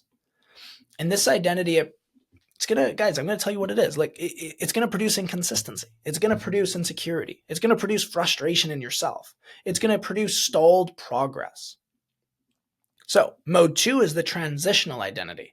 This is becoming mode, right? Becoming. That's who we want to be. We want to become the person. And this version of you, you fight resistance. You're building new habits. You're doing the things we talked about. You're repelling your old patterns. You're breaking them down. It takes imperfect action to do it. And it's showing up even when you're unmotivated, because motivation is not enough to make you go. It's making identity-based decisions. It trains your nervous system. And this is where the growth happens, because it's uncomfortable. And the uncomfortable thing leads to a very powerful thing. Because even though it's uncomfortable, doesn't mean it's bad. Most growth comes in the uncomfort. All growth comes in the uncomfort. But mode 3 is your future identity, the closer mode. This is the version of you who does the reps without any negotiation, is unshakable emotionally, performs well under pressure. You know how to lead conversations in your everyday life. You stay grounded regardless of the people around you or the situation that's happening. You follow through automatically without even thinking twice of it. You self-correct when you notice you're going off path. You get back onto it. And you thrive in discomfort. This is who you're becoming. But you don't wake up as this person. You step into it through your behavior. Okay? Now, the gap exists because your old self still runs the system. See, your old identity, it wants to sabotage consistency. It wants to create excuses. It resists the discomfort. It wants you to choose comfort over growth. And the default emotional responses, maybe that's being upset or pissed or mad or sad about yourself. And you tell yourself, I'll start tomorrow. Fear, exposure, and feedback, you really do start to do it. And your brain is wired to protect old patterns, even when they no longer serve you. This is why someone in an abusive relationship is more likely to stay in that abusive relationship, because it's the identity they created and they don't want to abandon it. But this is why you feel a level of resistance, a level of anxiety, a level of overwhelm, a level of doubt, a level of fear. Not because you're weak, but because you're evolving. Okay? Now, what we need to do to close the identity gap, it requires one skill, and that's self-overriding. Self-overriding equals acting according who you want to become, not to who you currently are. And this looks like doing the reps when you don't feel like it, practicing tone even when tired, joining role plays even when you're feeling insecure, drilling objections even if you're unsure that's how you're supposed to handle it, following frameworks even when they feel uncomfortable or invasive. Because self-override, it is your superpower. No one was built amazing. No one was built a stud. No one was built depressed. These are actually identities that we've slowly started to accept and labeled onto ourselves over time. But the cool thing with that is our brains can be rewired and we can override the way we think and operate, which is what I want you to do. So, the identity decision model. Every action you take is preceded by one internal question. And that question is, am I making this decision from my future self or my current self? See, the future self makes decisions based on excellence. It makes it based off standards, the leadership you want to demonstrate, the consistency you want to have. It makes decisions based off discipline and strategy. But your current self, it probably makes decisions more on emotion or comfort, fear, the insecurities, and that avoidance feeling. So I want you to ask yourself daily, which version of me is making this decision? When I don't feel like recording, I don't feel like jumping on and training, that's the current state. I need to look at my future self. Well, even on my bad days, do I want to show up? Do I want my guys to show up? Do I want my teams to show up? Of course I do. So I need to act as that person. Otherwise, it's never going to happen. Now, identity work is not mindset work. Mindset work, it tries to change your thoughts, your feelings, your beliefs. Where identity work, it changes your behavior. Now, identity changes through repetition, not reflection. Okay? One of my good friends, he runs basically an offer. He runs an offer helping men get sober, right? And he was addicted to drinking for a very long time. And the issue that he said he had, right? He had gone through all the things. He tried AA, he tried rehab, all these things. And he said none of them worked until one day he had a breakthrough. And it was, he was trying to focus and reflect on the past, focusing and reflecting on the beliefs he had and figuring out why he did what he was doing. And he spent so much time there, it dragged him down and he wouldn't be able to succeed. But one day he ditched that and he decided, hey, actually, I'm just going to act as if the guy that's sober and do the things that I know I want to do. And what was interesting, even though he didn't understand his past, he didn't know why he made those things. You don't need to know why you fucked up in the past. You just need to know where you're headed. And if you can do that, it really starts to shape your new identity around the way you want to be. So my final words are pretty simple. Oh, there we go.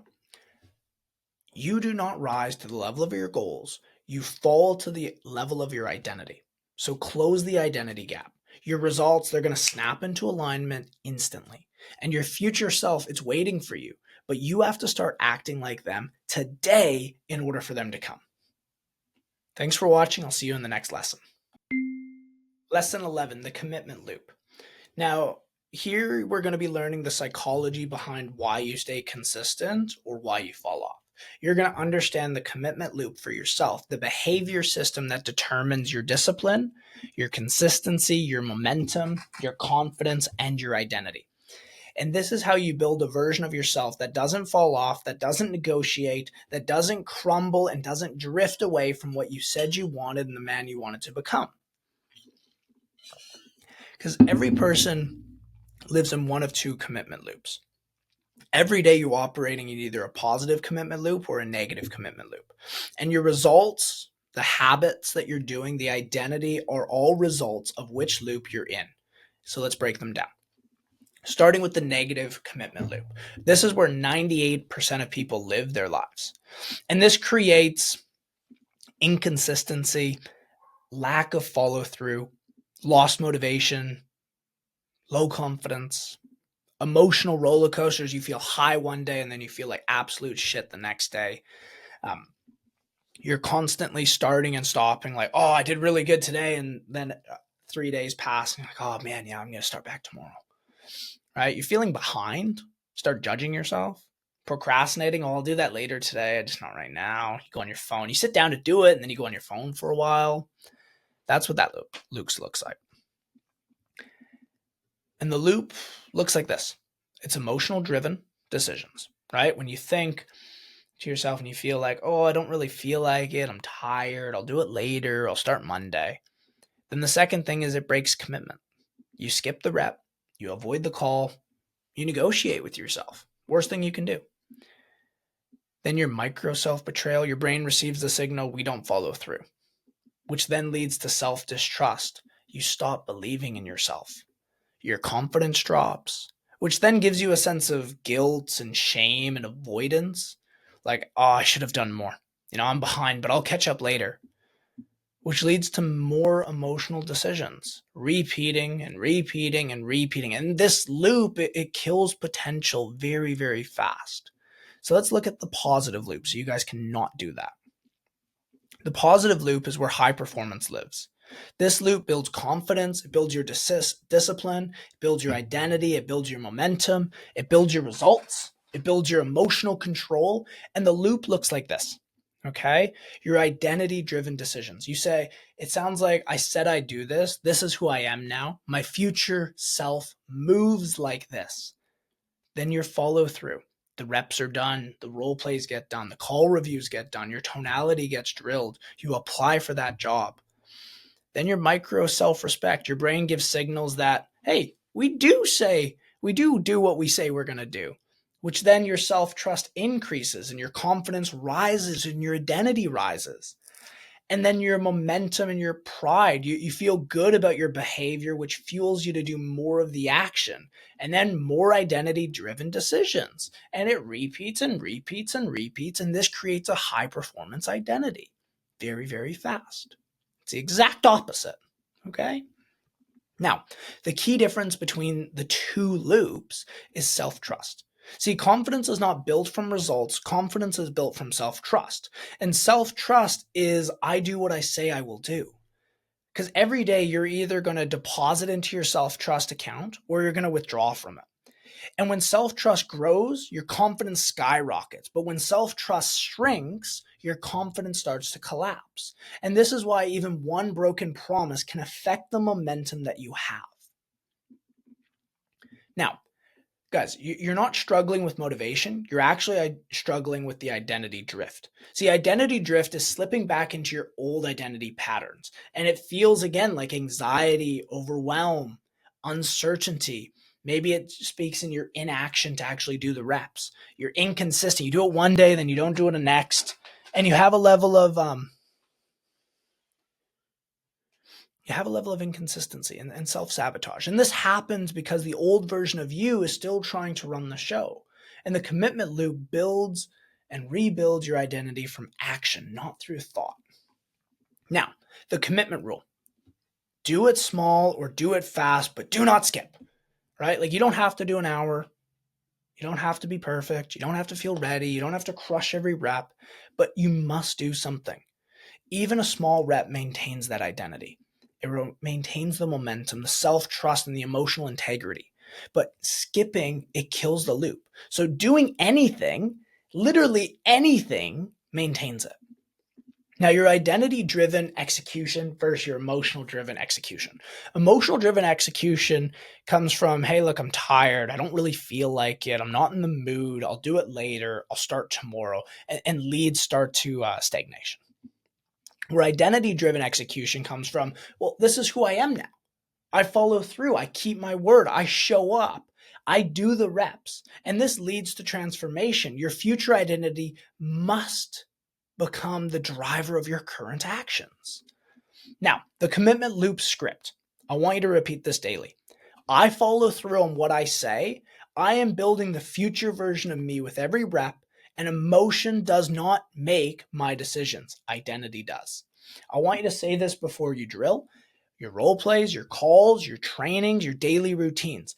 Identity precedes action. So again, guys, you do not need motivation. You need a commitment loop. Once you stop negotiating with yourself, your entire life is going to change. Your confidence becomes more automatic. It becomes naturally. And execution becomes effortless because your identity becomes undeniable to yourself. And your future self is built one commitment at a time. Honor those commitments. I'll see you the next lesson. Lesson number 12, the emotional regulator. Look, by the end of this lesson, you guys are going to understand the number one hidden skill of elite closers. It's emotional regulation. The ability to stay calm, neutral, grounded, and in control no matter what the prospect says, does, or feels.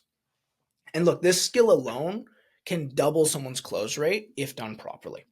Now, the first thing, why emotional regulation matters more than skill.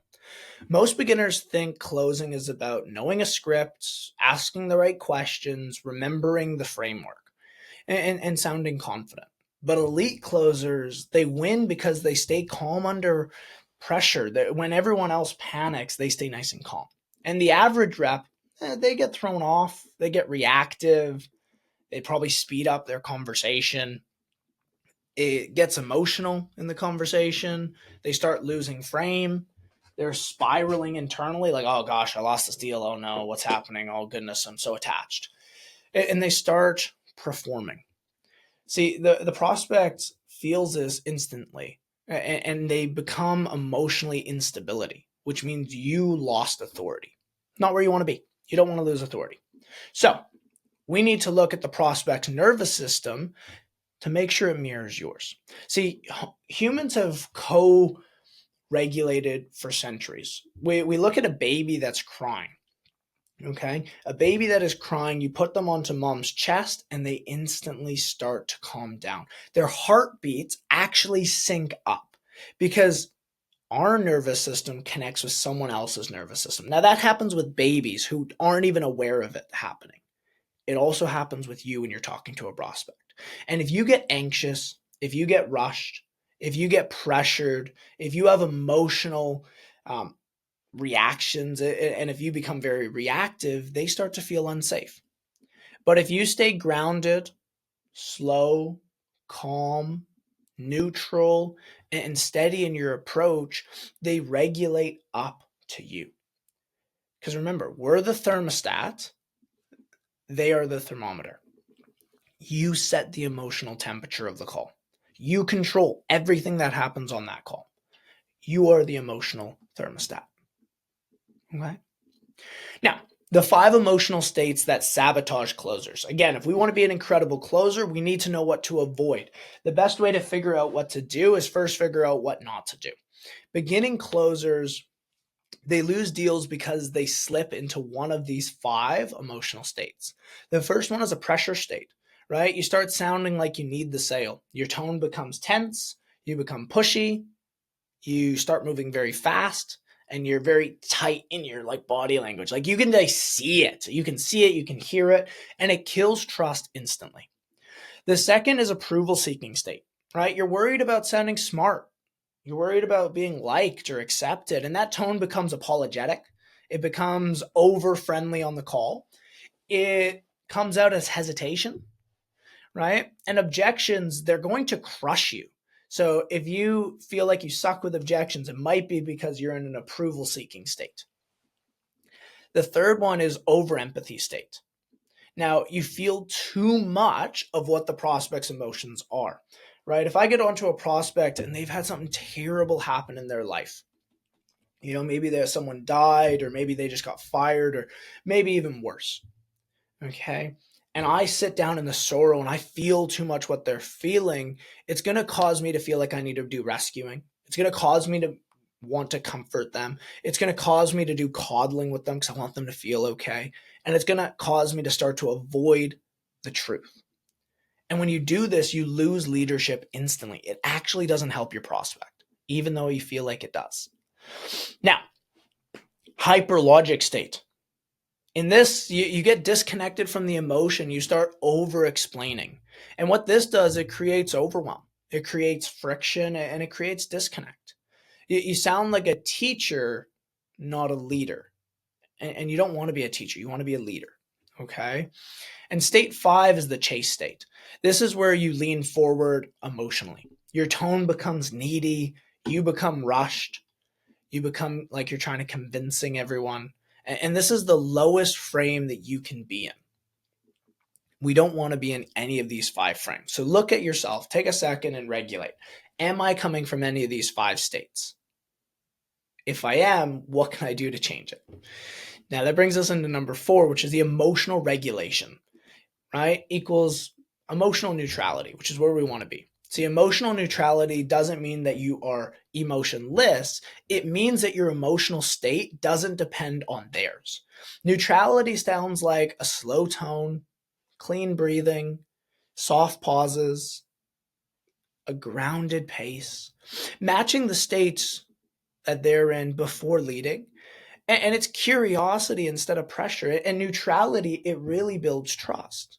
And trust builds openness, and openness builds clarity, and clarity creates closes. It's a very simple model. But that brings us into number 5, which I want to go through the 4 rules of emotional regulation. So the first rule is you never match chaos with chaos. If the prospect is overwhelmed, if they're anxious, if they're frustrated, if they're defensive, or if they're stressed, you do not speed up. You don't get louder. You don't get emotional. You don't get intense. Instead, you stay slow, steady, low, and calm. Because your calm is the cure to their overwhelm. Your calm is the cure to their anxiety. So that's the first rule. The second rule is you lead with a tone before the words. What I mean by this is before addressing what they say, you match how they feel, right? Like if they're feeling fearful, you need to sound safe.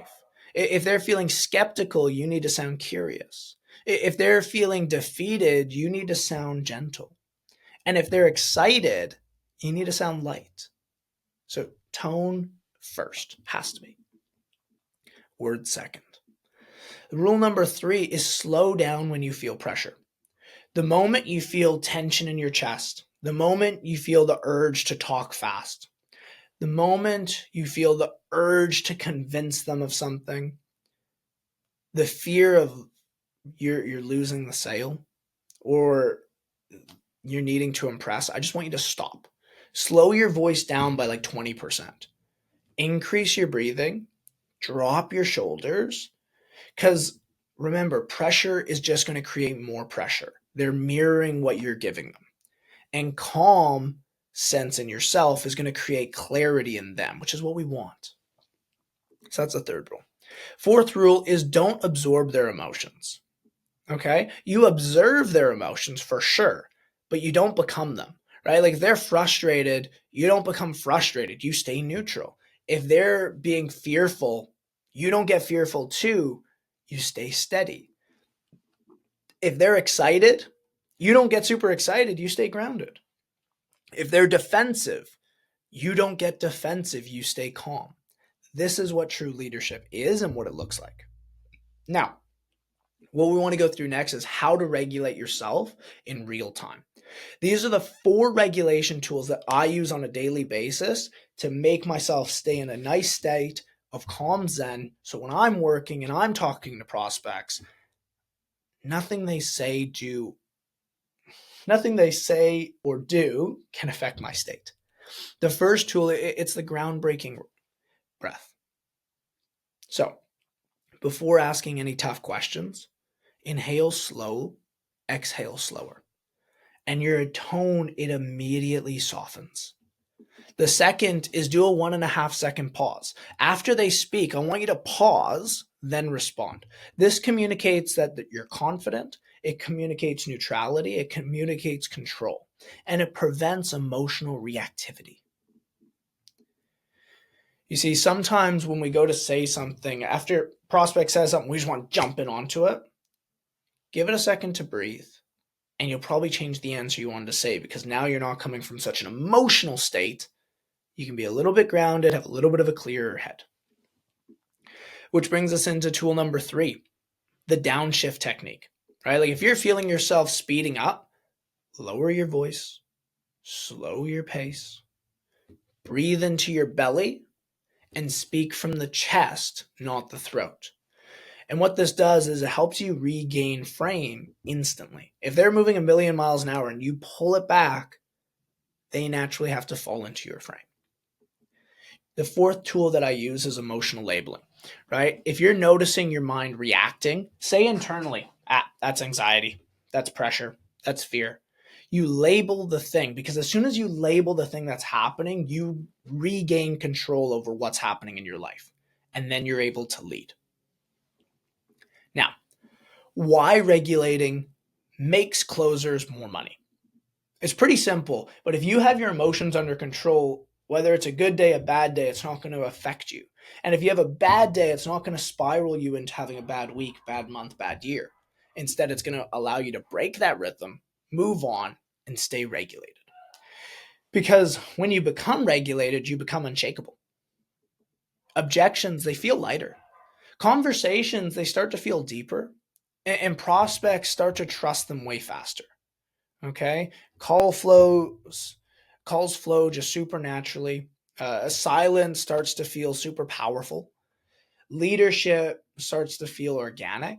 And your ability to regulate determines whether the prospect opens up to you, whether the objections soften, whether they trust you or not, and ultimately whether they buy from you. Because emotional leadership is sales leadership. You're transferring your state of emotion to them. Now, you cannot lead anyone if you do not lead yourself. Emotional regulation is what separates closers from amateurs. And you're not here to mirror the chaos. You're here to create calm, because calm leaders win. That's lesson number 12. I'll see you in lesson 13. Stay zen.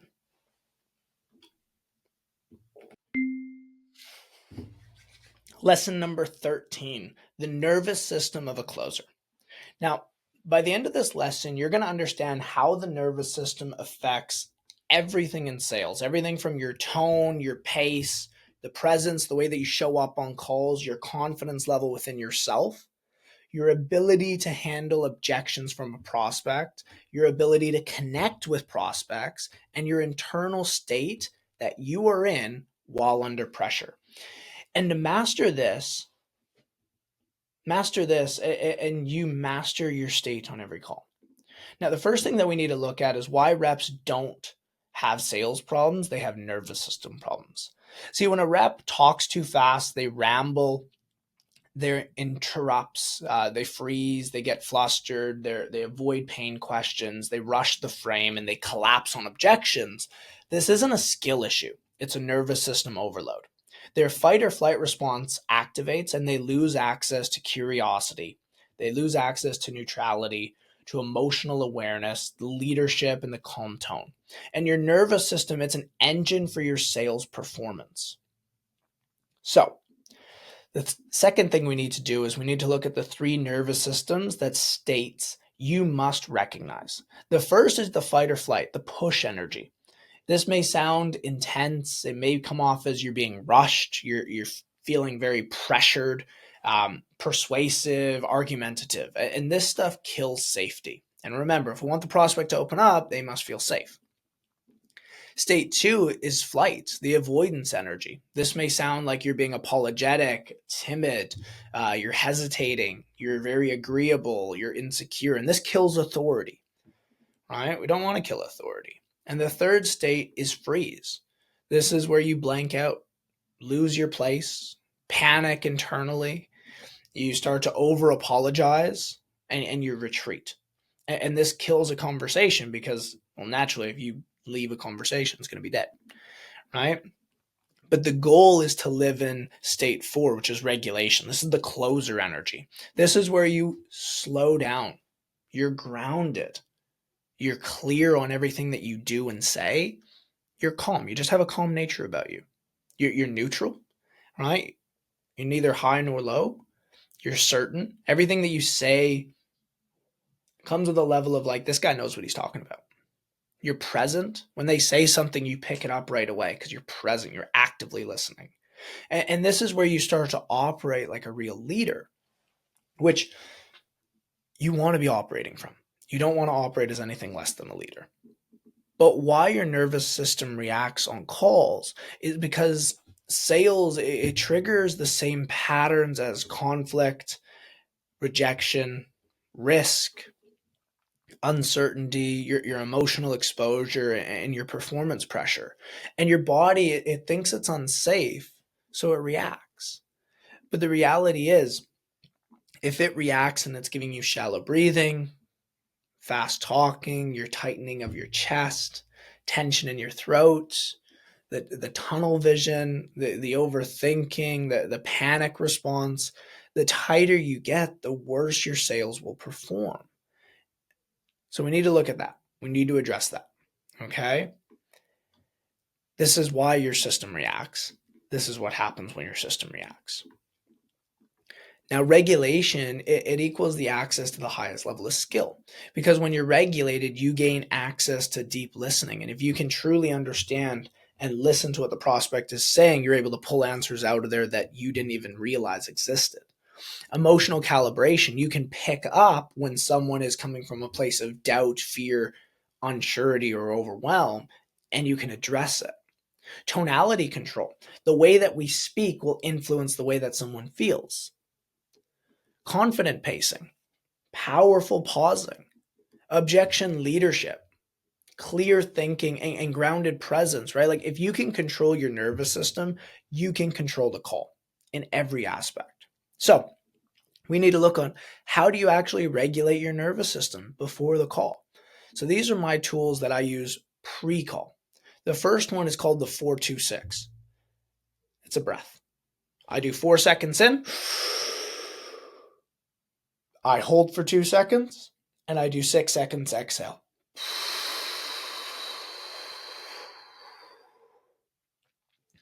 And what this does is it resets your vagus nerve and it drops you into a calm authority.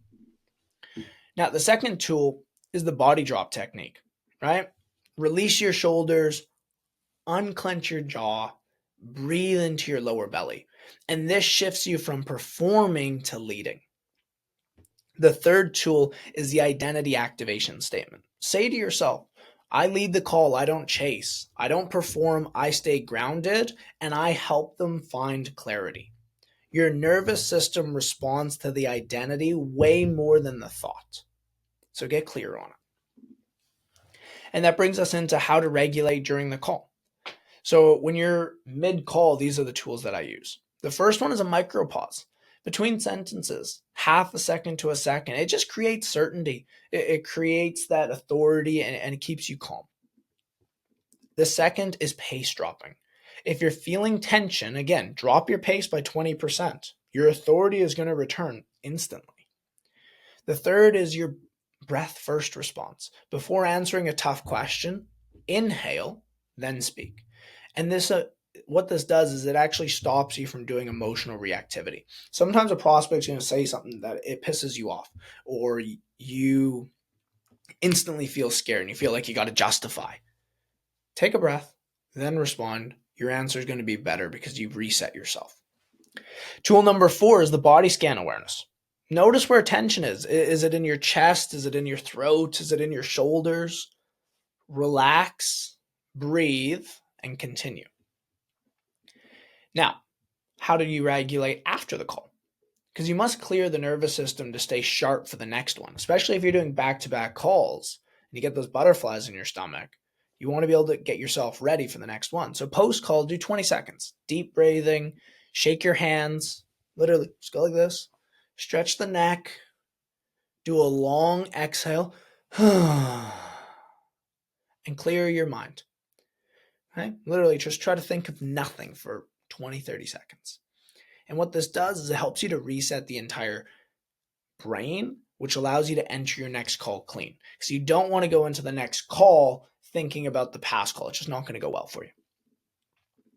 Now, that brings us to your nervous system regulation and where you become unshakable. See, prospects feel safety, presence, leadership, and trust when you become unshakable. And your tone becomes so much smoother.